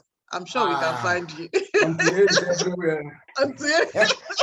No, I'm sorry. I took it for granted because I appear as my name everywhere, just like Chika. I appear as my name, so it's okay. There's a question there from Mudukola. Okay, my son was lively and sweet before he clocked 12. Now that he's 12 years, he talks less and keeps to himself. I've tried talking to him one-on-one to know what is bothering him, but he keeps saying, I am fine. Please, what do I do to help him? Yeah, I think we addressed this earlier. First of all, most times, like I said, you have to find what the child is interested in and do it with the child. That's the truth. And if all else fails, go outside. He says he's all sweet before he clocks 12 because he's listening to you. Because he's not listening to you now, you are saying that he's not sweet again. So please tell him he's still sweet. First of all, communicate that he's still a sweet boy, that you want to spend more time with him as a sweet boy. And don't ask, how are you questions. How are you feeling? How are you feeling today? How are you feeling? How is this weather affecting you? How can I make you feel better? You know, what will I do? What do you want to do that will, you know, you never ask yes and no questions. How are you? I'm fine. Okay, you're fine, but does fine mean that you are not hungry or that everything is okay? And if you were not fine, what would it be? You know, sometimes you say, I don't know. You say, but let's think, Father, you give them options for them to change or it has to be a conversation. And the kind of questions that you ask that will elicit the conversation, which is why, for those who don't talk, non-verbal, which is the most powerful, let's do things together. Let's hug. Let's hold. Okay, who like to hug? Most guys don't want it. Do things together. Do something with him and win his trust. Because like I said, when I was talking about, this is the age where they start to doubt their peers know more than you. They even know more than you. They're not sure why whether you're trying to spoil their fun and things like that, whether you even understand them. So you get them understand. I don't understand you, but I would like to understand. And that's not just because you're special, you know. So it's a tall order, but again, one thing you must remember that these two shall come to pass. They will grow. So put in the work now, they will grow. And it's the work that you put in now that will ensure that you stay connected. I don't know what Dr. Chika's perspective is. Maybe you want to share? Mine is not far from yours. Thank you, Auntie A. Go to the child. I give you an example with my daughter. My daughter was very active until she clocked this proverbial age of 12. And all of a sudden, I noticed that she had gone into herself. So you find her more in her room. She doesn't come out. She's right there all alone in her world. So what did I do? I will go to her room, sit there with her, find something to gist about and talk about. Then you will knock first now. You have to knock. Over knock. Over knock. Can I come in? Yes, so then find something. Do you want to go out today? She says, no, I don't feel like it. Okay, why do you not feel like going out today? Daddy, this. So go to the child. Don't wait for the child to come to you. When you go to the child, it bridges the gap and makes relationship with the child easier. But if you wait for the child to come, it will be like Titi Lailayo. Thank you. Thank you so much. Thank you. I'm sure that does justice to that. Really find what the child loves. That's key. Because sometimes we go to them wanting to talk about what we love. So it's not about us, it's about the child. So go to your child, finding out what your child loves. So thank you so much, Pastor Chika. I really appreciate you. Thank you so much. Thank you to all our speakers so far. So just to give a cherry on the cake, we're just going to take in a very full speed the last segment, and then we'll be done. I don't intend keeping us here for too long, actually. So,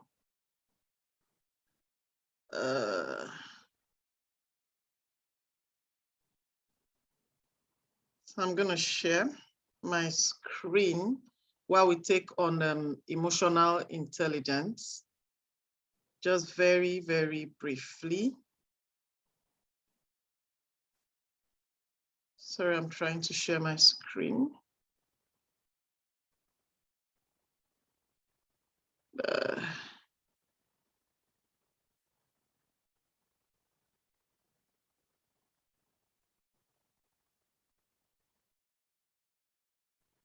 Okay, so just leave in the comments room so far how this event has been for you. How has the event been for you so far? While I'm trying to get my slides, wondering where it's at. Okay, found it. So how has it been for you so far? In one word, just drop in the chat room in one word how it has been for you. Revealing, great, educative, awesome. Thank you. We too, we learned from you, Ma. We overlearned from you, Seth.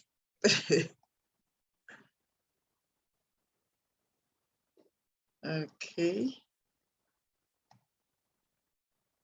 Share, where's my slides? That it seems difficult to find. Okay, we'll just do share screen. Remember, you are a digital migrant. Yes, so we'll find it. Don't worry. We'll find it. We don't have a choice. But just let me know once you can see my screen, please. So can you see my screen yet? Anybody?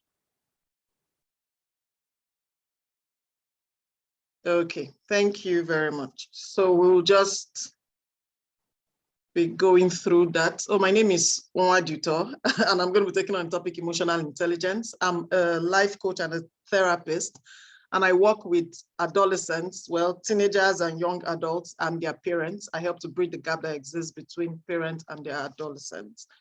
So we'll just be diving in. So I found out that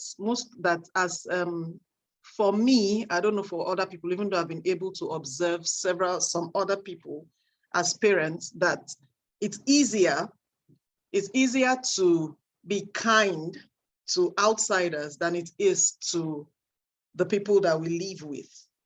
In this context, our children. It is easier for us to understand, when we are just seated observing, when we're outside with outsiders, we understand them better. We observe and we are able to connect the dots compared to when it has to do with our own children. And I said, okay, yeah, I was on that table and I said, well, I have taught you enough and I expect that I hold you to high standards. I expect so much from you because I have put in so much into you. So I expect that you should know better and do better. But then we judge our own children more than we do other people's children. And I just simply said to myself, if I could be more patient and understanding with other people's children, then there is something hindering me from replicating same at home. So it means that it is possible also for me to be able to replicate same. Harder, yes, but I can do same. So it started striking something in me. And even last Saturday, the session we had, the Q&A session we had, the free taster, the question parents asked the adolescents was, whenever you say, I don't understand you, what do you mean? And all three adolescents that spoke actually spoke about totally different things.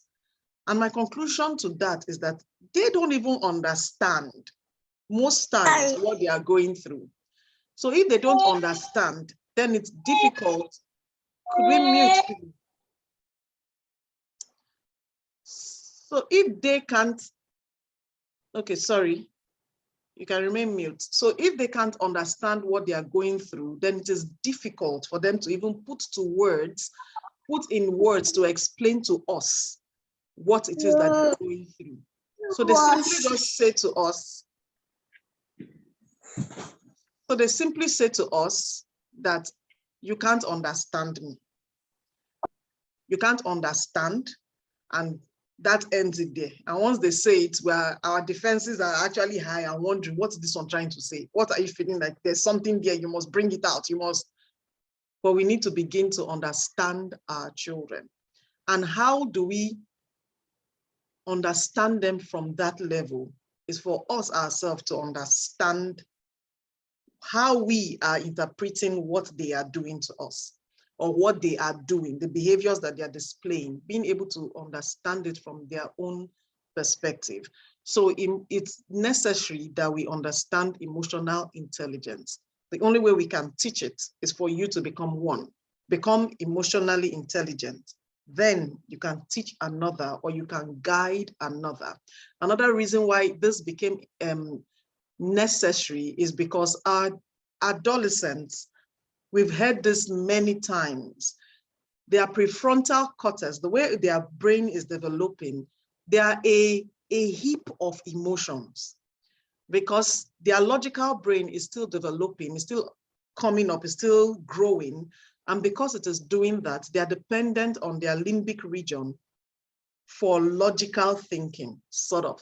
And the limbic region is the seat of emotions. So they really cannot even think logically to do certain things that they do. Hence the reason why we need to guide them and direct them. But how do we guide and direct if we ourselves do not really know how to go about it?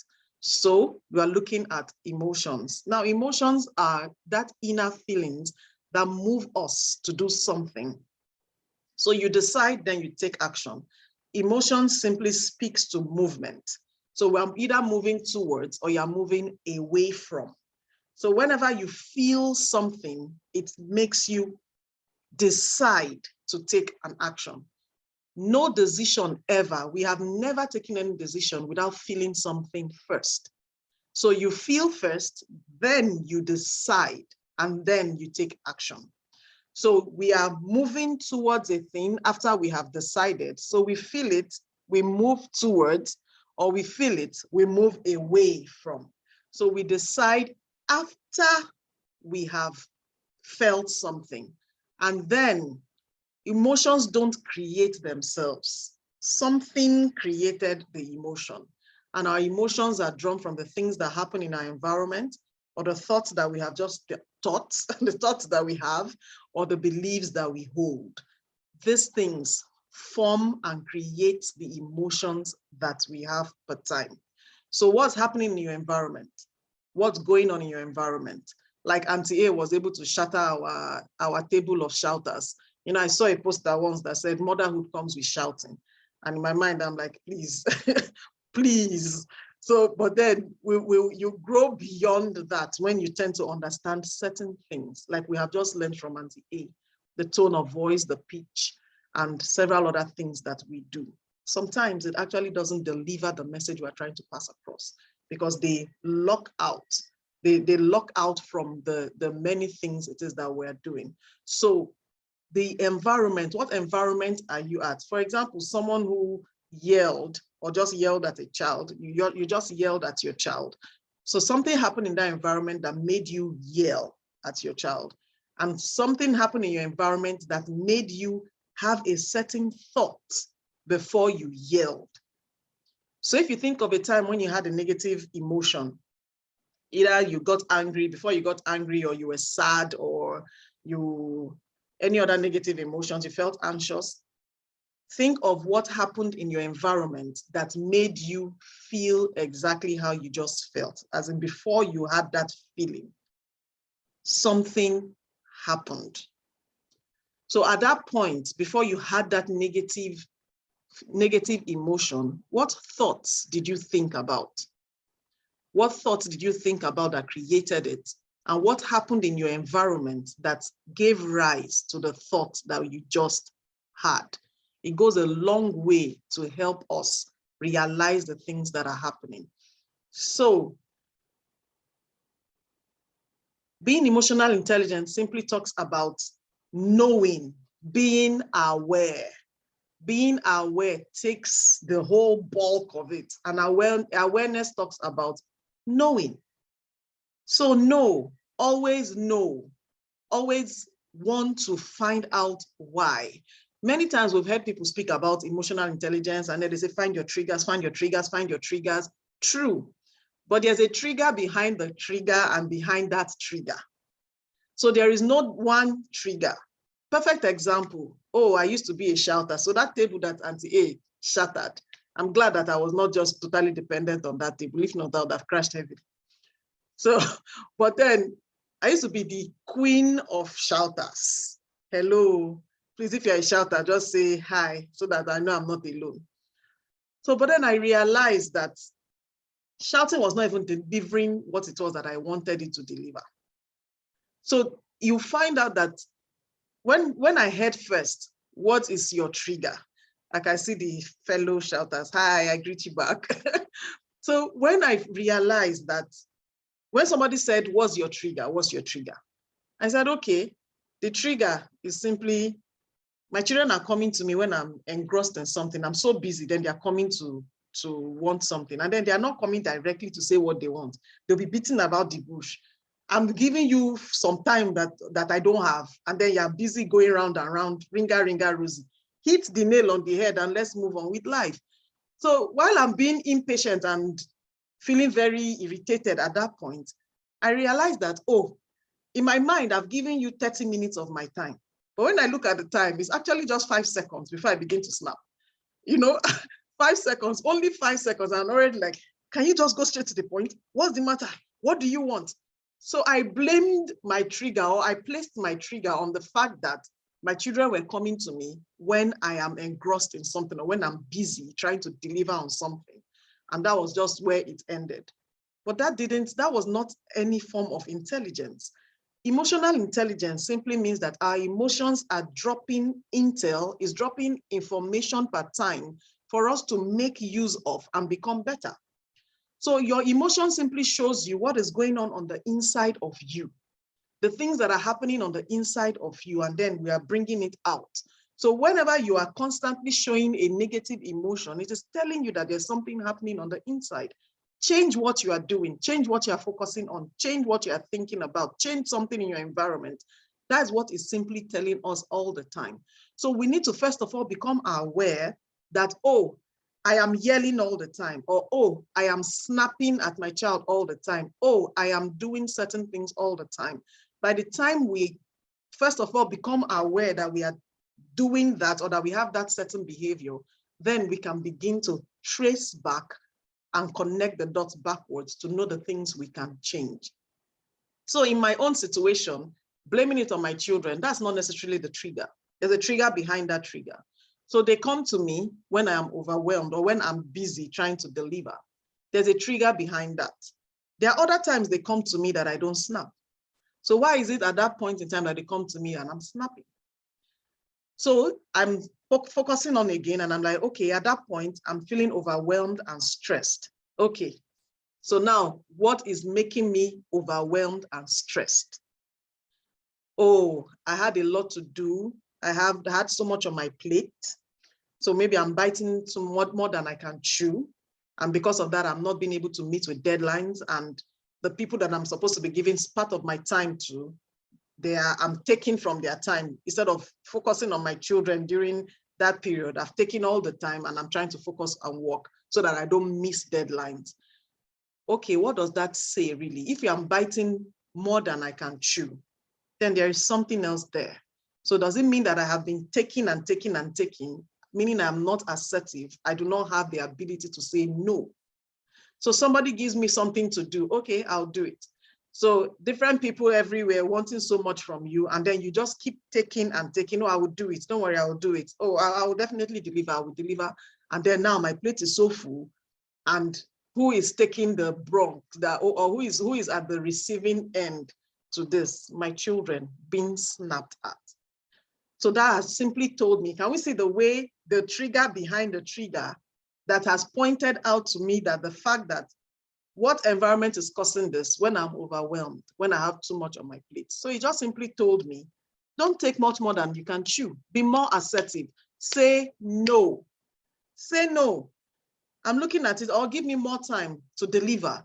Instead of me being so worked up, being overwhelmed to try to deliver, it will always make me become that irritated, impatient person to keep snapping at other people per time. So no, becoming emotional intelligent means know the belief that triggered the emotion, know what thought triggered the belief, and know what is in your environment that triggered the thought.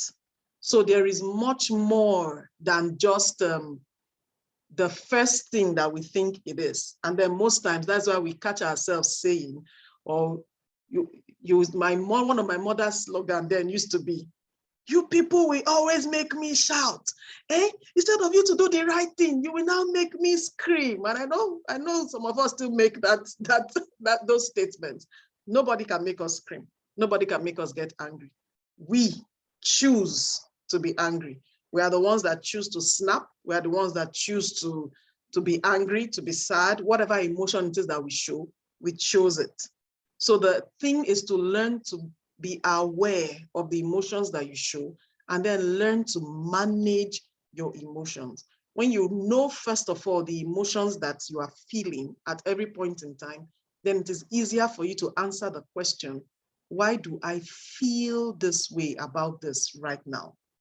And that's the same way we want to help our children do same. So we heard clearly for most of the speakers that spoke, you hear that they are saying to us, ask the question, why, what about this makes you feel this way? And that's what the drive is supposed to be.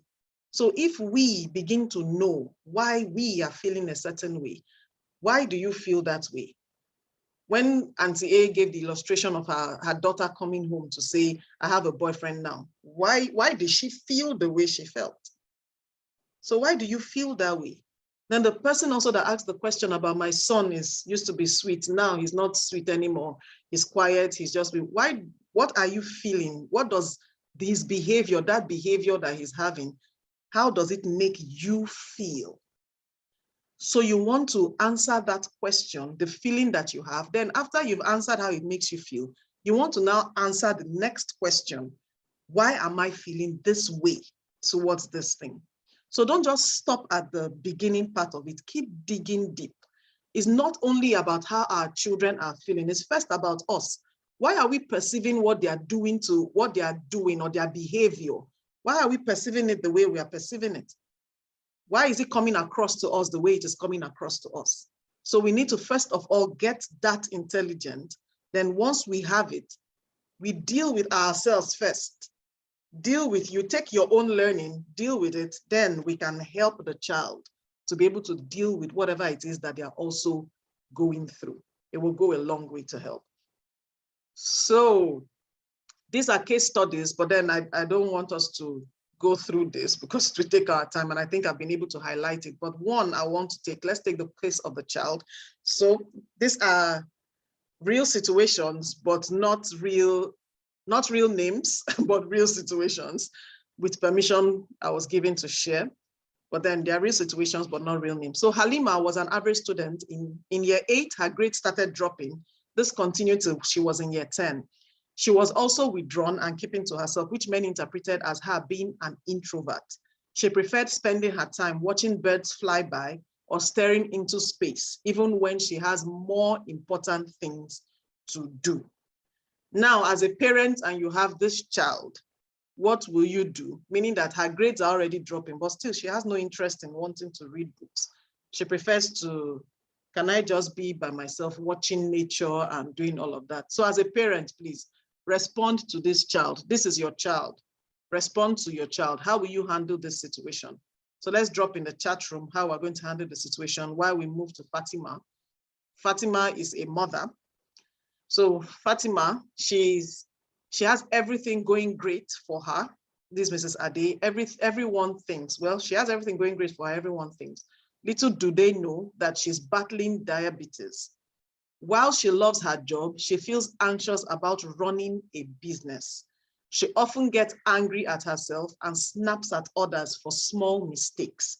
Even scarier, despite careful monitoring of her blood sugar, she finds herself in a coma twice a week. So this is another case study, and all this has to do with emotions. Funny enough, all this has to do with emotions, even though in having to help these people, we mix it with a lot of other things, but then the bedrock is the emotions that they were going through. And then we have the businessman that has very high targets to meet. So he tries to, and then he also tries to meet his targets often. He loves his job, but it stresses him out a lot. At home, he is a loving husband, but not very loved by his children. He spends his free time working out and doing more work. Okay, Modupe Ola says, I will take her to see the therapist. Okay, beautiful. I like that. So, and I love parents who always know where to draw the line. Yes, we're parents, and sometimes it's as if it cuts across to be as though we don't know our jobs as parents, as if, oh, I'm not a good parent, and we don't want to be perceived as such. So we keep trying and we keep trying different things that will help. But then in my opinion, good parenting is to know when to get help, know when to ask for help. Like we learned from Madam Yeti when she took her session. He said we should come to agree that we don't know it all, agree that we don't have all the answers. So when things like that happen, so Fumi's case, that's Fumi Halima, the girl, her case looks more like she's beginning to slip into depression, sort of. So the first question we want to ask is, since people are beginning to perceive her as an introvert, was she ever out there, happy, jumpy, and all of that? So something has happened. So we want to focus on that. So Modupe is okay, at Modupe, okay. Auntie A says, that's fine, but you need to get her on your side first before you go to the therapist. I totally agree. If she's unwilling, much won't be achieved regarding your relationship. Very beautiful, and that's right. So we need to, first of all, understand with the child, be able to see through the eyes of the child instead of just running really. So know when to get help, true, but let the child know that you are getting help because you love the child. And that should be spelt in the things you say and the things you do per time. So for Fatima's case, for Mrs. Ade's case, you realize that her health has also come into play here. And the fact that she gets anxious per time is something that we need to focus on. So here, I just want to chip in a little bit that our emotions affect our health. So even as parents, it affects the way our well-being. So yes, it is happening on the inside of us. It's something we feel. You know, we feel anxious, we feel anxious. You know that thing they said there were butterflies in my tummy, or it was so difficult for me to swallow. I got into the, once I entered the room, my throat just was knotted, and then it was difficult for me to swallow. You know, all those things are things that are happening in our bodies. It's a feeling we felt, but in our body, we can also feel it. So if we can pay attention to it, we'll realize that it is telling us how we are feeling at that point. Someone that just feels something in their tummy and it's as if my tummy is biting. Most times anxiety actually speaks. You feel it in your stomach when you're anxious. When you are very anxious or you're having panic attacks, you find out that there's something happening in your tummy. It is just churning that way. So it actually relates to our body. Mind and body are one and the same system. We need to recognize that too. And those are the informations or the intel that our emotions keep dropping for us per time. So someone says for the businessman, he must know where to draw the line and not to do business work at home and do parenting work at home. This kind of father probably thinks with a mother, a child is covered. Yeah, true. I agree with you. I agree with you. So we should know where to draw the line. But then if you realize stress is an emotion that he's feeling. So for him, he is feeling stress. For the woman, she is anxious. These are emotions that we feel per time, honestly. And our children, especially the adolescent age, they feel a lot of these things. Speaking of stress and anxiety from, will my friends like me? Do I fit in properly? Oh, this exam, my grades. Oh, my mom, my dad, do they appreciate this that I have done? Am I making my parents proud? You know, so our children need to hear us from time to time, affirm them and give them our best words per time. So these three things are the things or are the ways that we feel things or that we release and feel per time. So it's either we are repressing aggression or we are expressing our emotions.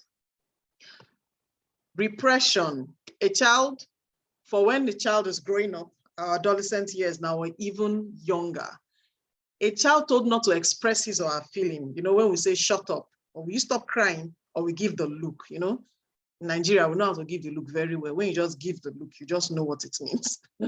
So when this child becomes an adult, if that is the environment, generally the environment, this child becomes an adult and finds different ways to cope with the emotions that they are going through. This just might be the case of Halima. So it might be that in Halima's environment, she has been taught not to express herself. She has been taught to keep quiet, shut up, you know, but mommy, this is, will you keep quiet there? No one wanting her to share the way she feels or express the way she feels, she's silenced from time to time. When she grows up, she finds different ways of expressing or of coping with the emotions. So you say, I feel that repression is most common with us Nigerians. I agree with you. I totally agree with you. We find very few people that express, you know, and for people that are very expressive, you realize that they've gone through some kind of learnings and unlearnings for them to begin to express themselves. So we prefer to just keep it in there. We don't want the other person to see us, we don't want to cut across as not having it together. So we just keep it all in there. And then they are finding different ways to cope with these emotions as they grow older. Then for those that are aggressive, a child, an environment that makes one grow up and become aggressive is a child that is in an authoritarian environment. That child feels powerless, scared, and threatened. So these emotions that they feel is actually expressed as aggression, rage, or loud voices. So you find that when your child is talking back at you loudly also, the child feels threatened. That's why the child is lashing out and say, but so it's more of an emotion of fear than of being rude. Sometimes when that happens, we're like, what? You talked back at me? And then we are taking the whole discipline and, you know, but that child was actually scared that something is about to take place. Something is about to happen. And the only way I can defend myself right now is to lash out. So when this child becomes an adult, this aggression shows up as bullying behavior, violence, or harsh critical talks about themselves and about others. So this is the way it shows up. So even if they don't, they might become violent, but for those that are not violent, you find out that they just have this critical talk about themselves constantly because they have been told and held in high expectations. So they've been told from time to time, you can't do this, you must be this, you must be that, and they are trying so hard to keep meeting such expectations. Now for the expressive ones, a child told to express his or her feelings. Whatever it is you feel, express it. You are welcome to express what is going on the inside of you. You know, I love when Pastor Chika spoke and then he spoke that man is also human. You know, him crying in front of his children, you will hardly, in fact, maybe this is the only time I can tick that chart to say, whoa, I finally found one that has done that, you know, because it's rare. You won't find them. Yes, some might cry, but not in front of their children. So yes, some other little percentage might be crying, but you rarely find men who actually cry. Really, you cry, you know? So, but then when we build that kind of environment to tell our children that, see, whether you're happy, you're sad, you're angry, you're joyful, whatever it is that you are, I accept all of you. I love all of you and all it is that you are giving out right now. When that child grows up, this child finds different ways to express their emotions. That's why people grow up and then you find that someone just calls you and just wants to rant. So this person has called you to rant. The person is expressing. This person is expressing instead of going to go and face the person that has just made the person angry. No, let me phone a friend. So I'm going to rather phone my friend and say, please, just give me 30 minutes. I need to just express myself and rant. You say, no problem, no, I'll go ahead. So this person doesn't necessarily need you to fix it. And these children, most times as children, they don't want you to step in and fix it. Just realize that as an acknowledge that you know what I am feeling. Acknowledge that you know what I'm feeling. Don't step in and want to fix what it is that is happening, because by the time they grow up, they still are looking forward to, even though they express, they're looking for someone that will yet fix it. So don't fix it. Just listen and maybe cuddle, that is as little children. But now just listen to what it is that they have to say. I listened to a comedy once somebody was saying, and she said that she was actually slipping into depression during the COVID period. And she went to her father and said, Dad, I think I'm depressed and I just might kill myself. They were in the kitchen speaking, and that's how the father opened the drawer, brought out a knife, dropped it on the table, and he said, be my guest. And she looked at him and said, what? I didn't want you to fix it. I'm just telling you, just listen, you know? And that was a hard one to play, honestly, because if really that child wanted to kill herself, you find out that while they are all asleep, she was just going to do it anyway, because I mean, nobody's even affirming me or wanting me to, as in there's no reason why I shouldn't do what it is that I want to do or how I'm feeling right now. So I can as well just simply take my life. I say, only my last one enjoying this right ways of parenting now. True, you know, and I totally get it too. I totally get what you mean. Yeah. So what can I do now? I'm sure they know you still love them, definitely. So let's build this environment for our children to be able to express themselves. So let's not only love them when they are happy, joyful, bubbly, love them even when they are angry, sad, anxious, depressed. Love them still, irrespective. You know, when you find people in the gym grinding and grinding and grinding, it's something. They are punching and punching. It's something they're expressing. They're expressing. I don't want to lash out at the person that has just gotten me angry. So just allow me express myself here. And that is the kind of environment we want to build for our children so that they can thrive. Now, empathy. I know Madam Yeti touched on this a little bit, but we're going to be touching it a little bit too because of our time, so that we're not spending so much time on this. Empathy, the ability to understand and feel what someone else is experiencing. The first lesson of empathy is to see our children as humans. And I think that's the reason why we are accepting of other people's children or accepting of other people besides the people that we live with, besides our own children, as in we expect so much more, or we are harder on our children than we are to other people's children or other children around us. By the time we see our children as human beings first, it will be easier for us to come to terms with this, and not for the fact that I own you. You know, I am your parent. I own you, so you will do my bidding, or you will bend to my rules. I will shove it down your throat if you don't take it. You know, all those kind of things. It's because we see them as we own you, but we are just custodians of these children. We are their parents. God trusted us and gave them to us. So he looked around and said, oh, this parent will be the best fit for this child.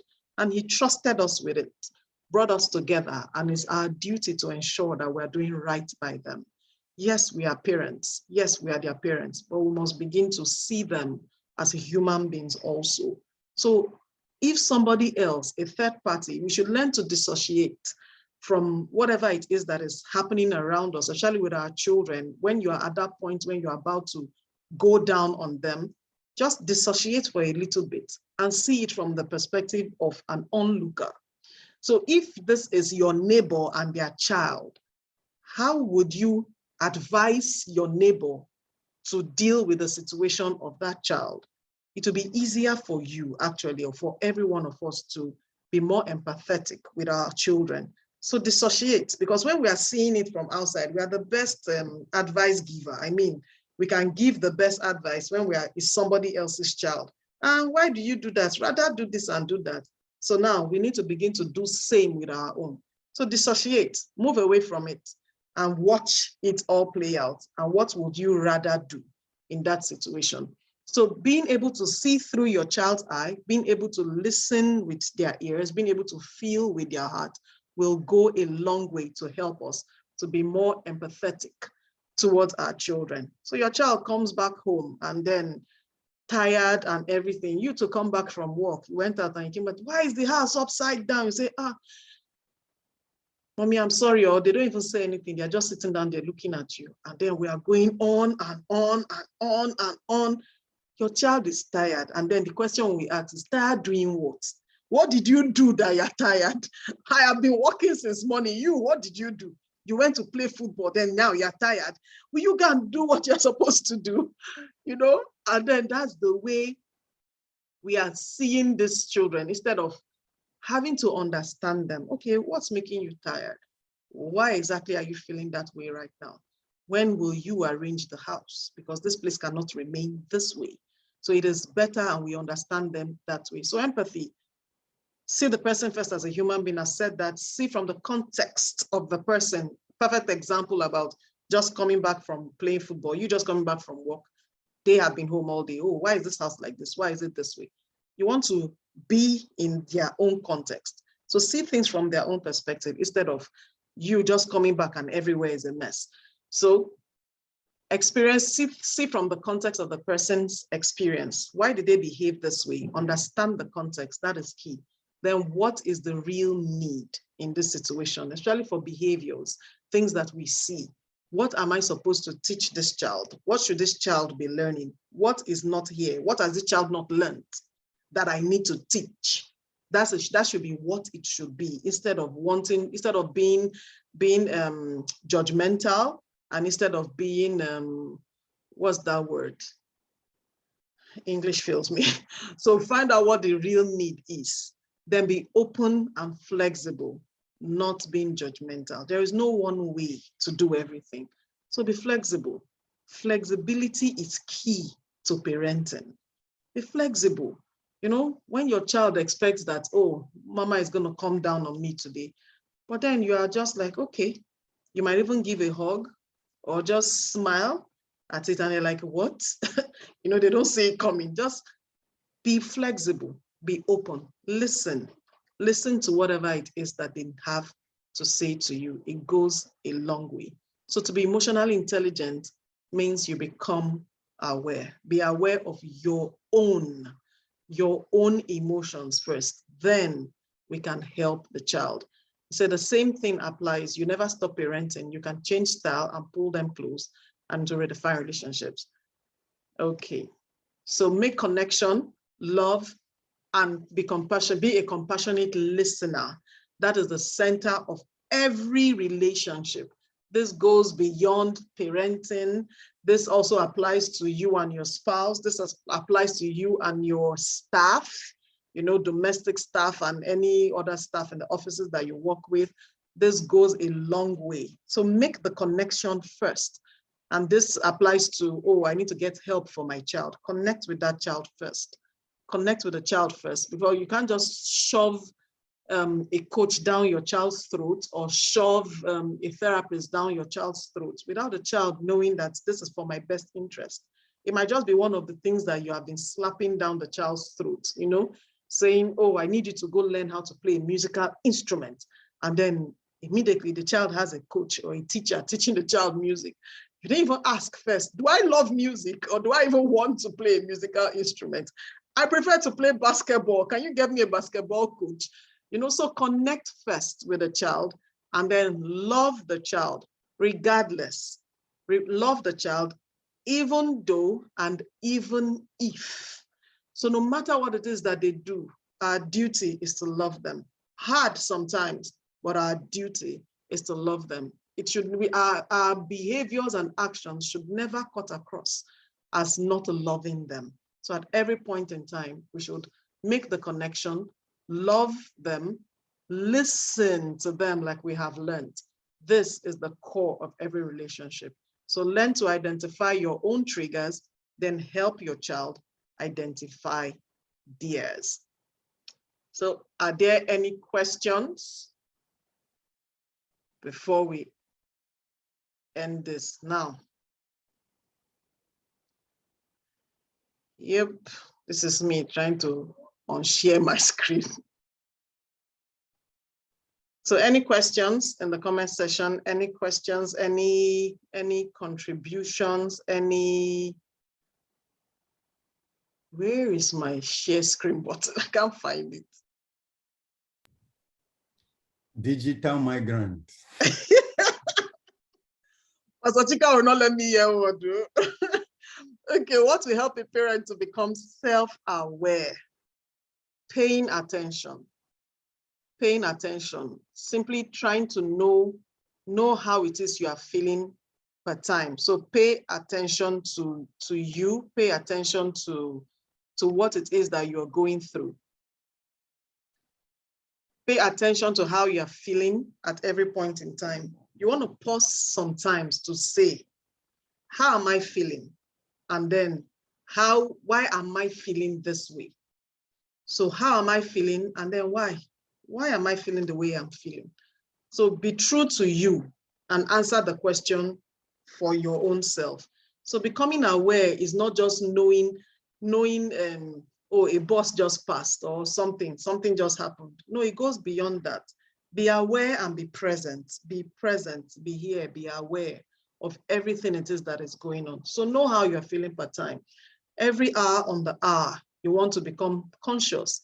Oh, what just happened? Somebody just tells you something. Ah, this person just did this. So, and in your heart, you frowned, even though on your face, you're smiling. Why did you just frown in your heart? Or why did I just feel this way towards that news? It helps us. So it helps us know what is going on the inside of us. So that's one way. That's a way to try to become aware as to the things that are happening on the inside of us. Then someone says, how about helping a child who is already affected by the emotional intelligence issue and have to even visit rehabs? And that's what it is. They should visit the rehab, get the train, get the necessary help that they need, but then the environment also needs to change. And that's where I grew to begin to find out that I can't coach a teenager or an adolescent in isolation. Before, I just used to work with the child and then I don't work with the parents. But I had to graduate to also working with the parents, because the child will still go back to that environment that created the situation that the child has. So the work that has been done on the child, everything is back to ground zero. So I realized that, okay, I work on child, but sorry, parents, you that brought your child to be coached or to go through therapy, you also need to come to be coached and need to go through therapy. And that's the way we do it. So some parents don't like the idea, but when they find out that at the long run, the child will get the results that the child needs, then we realize that the work is done. So whoever, if the child is already in rehab, please let the child go through the process of rehabilitation. Let the child go through it all totally, but then the parents should also seek help, because we are involved in this, whether we like it or not. Whatever our children are going through, we have a hand in it. Nobody, yes, they choose to parent themselves, like we learned today. There's a truth in that, very true. But some of the things that we have done have programmed them to react or to respond to things the way they are responding to things. So it is necessary that even as parents, we get help too. You say even a coach needs a coach. I have a coach. I have a therapist I work with also. So every one of us needs to get help when necessary. So any other questions, any other contributions? Please, while we are at that, kindly help us fill the feedback form. I'll be dropping the link in the chat room, but then towards that, please click on the link as it is dropped. Just click on the link so that even after we've closed this room, you will still have access to it. So even while we've taught the parents now, well, we have something for the children in the month of July / next month and August, where we're going to be teaching them life skills, major life skills. And there are 12 modules, 11 modules. There are 11 modules to that. So it's, we will be teaching them emotional intelligence, problem solving skills, personal value system, peer pressure and influence, dealing with distractions, bold, brave, and not bullied, how to handle failure, principles of a champion, leadership skills, academic goal setting skills, effective study skills. There are 11 modules and you don't need to go through all the modules. So parent, child, pick the modules that it is that you want to do, and then you can register for them. I'm going to send that also in the mail that I'm going to be sending to us that has the replay, the various links and ways to reach out to any of the speakers today, and that particular one also. So any other question before we end and wrap up this masterclass? It has been amazing. I have had a wonderful time. I've enjoyed myself. I don't know about you, but I have enjoyed myself. So tell me one word to describe how this has been for you, and then we'll wrap up. One word, how has this been for you? It's been worthwhile. Thank you, Auntie A. You know, it's you. We're even happy. We're happier that we had you. Thank you. Thank you so much. Yeah. So who else has been engaging? It's the speakers that are saying how it has been for them. It has been engaging. Thank you, Pastor Chika. Thanks for being here. I totally appreciate you. Thanks for honoring me. I called and then they answered. Thank you. Say it's been a great one and more refreshing for you. Thank you very much. Thank you very much, Mrs. Makadesi. I'm happy to have you here. Yes, one word, how has this been for you? One word, and if you have any question, you have a contribution, you can have the floor while we round up. It's so superb, I beg. Superb, my eyes are open more, eye-opening, okay. So what are you gonna do differently? Let's write in one word, what are you gonna begin to do differently? We don't learn to just move away. We learn to make a change, we learn to incorporate. So Pastor Chika says it's gonna begin to listen more. It's gonna change, yeah, change to what? Change from what to what? The context. Change me first. So what is it about you that you're gonna change? What is it about you that you're gonna change? Change my style of parenting. You wanna answer again to yourself, what is it about your style of parenting that needs to change? Say to listen more, beautiful, oh wow. Listening is a serious one. And I agree, listening more. Hey, watch my energy and connect more to the sites my children are on, nice. Your emotions, yeah, take note of the emotions that you're going through. True, very true. So be more emotionally aware. Yes, how am I feeling per time? Be more meticulous in handling them, very true. So how are you feeling at every point in time? Just like right now, what are you feeling? As in just take some few seconds, look inside, look inwards. What are you feeling and how are you feeling? Listen more and stop shouting. That table has been shattered though. So just go and be making another table for yourself. The Shouters Association of Nigeria, no more shouting.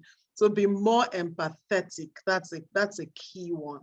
Be more empathetic, be able to connect to them, know how they're feeling, see how they're feeling.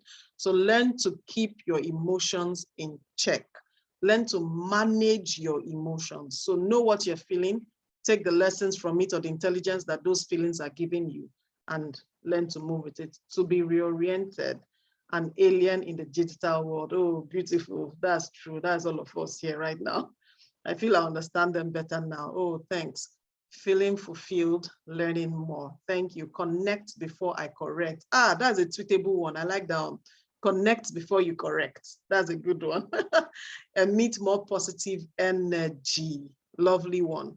So are they coming towards you or are they running away from you? Know that is the energy that you're putting out there that is chasing them away from you. So thank you so much. This has been worth my while. I hope it has been worth your while. So I want to say thank you very much to everyone that has been here from the beginning till now. Thank you, Awele. Thank you, Arija Taiwo. Thank you, Akanimo. Thank you, Arewa Jesu. Thank you, Chikodi Ken Ibe. Thank you, Big Mommy. Thank you. Thank you, Modupeola. Thank you, Koisola. Thank you, Grace. Thank you, Mrs. Makadese. Thank you, Mr. Jala. Thank you, Ngozi Okbalekune. Thank you so much for being here. And to my speakers that are still here with me, thank you, Auntie A, and thank you, Pastor Chika.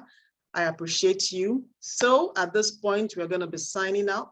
Thank you so much, everybody. Just check your emails. We're going to be sending the emails out, the replay. You'll be receiving the replay in your mailboxes together with the several links. Don't forget to fill the feedback form. So thank you so much. I appreciate you all and God bless you. Bye-bye.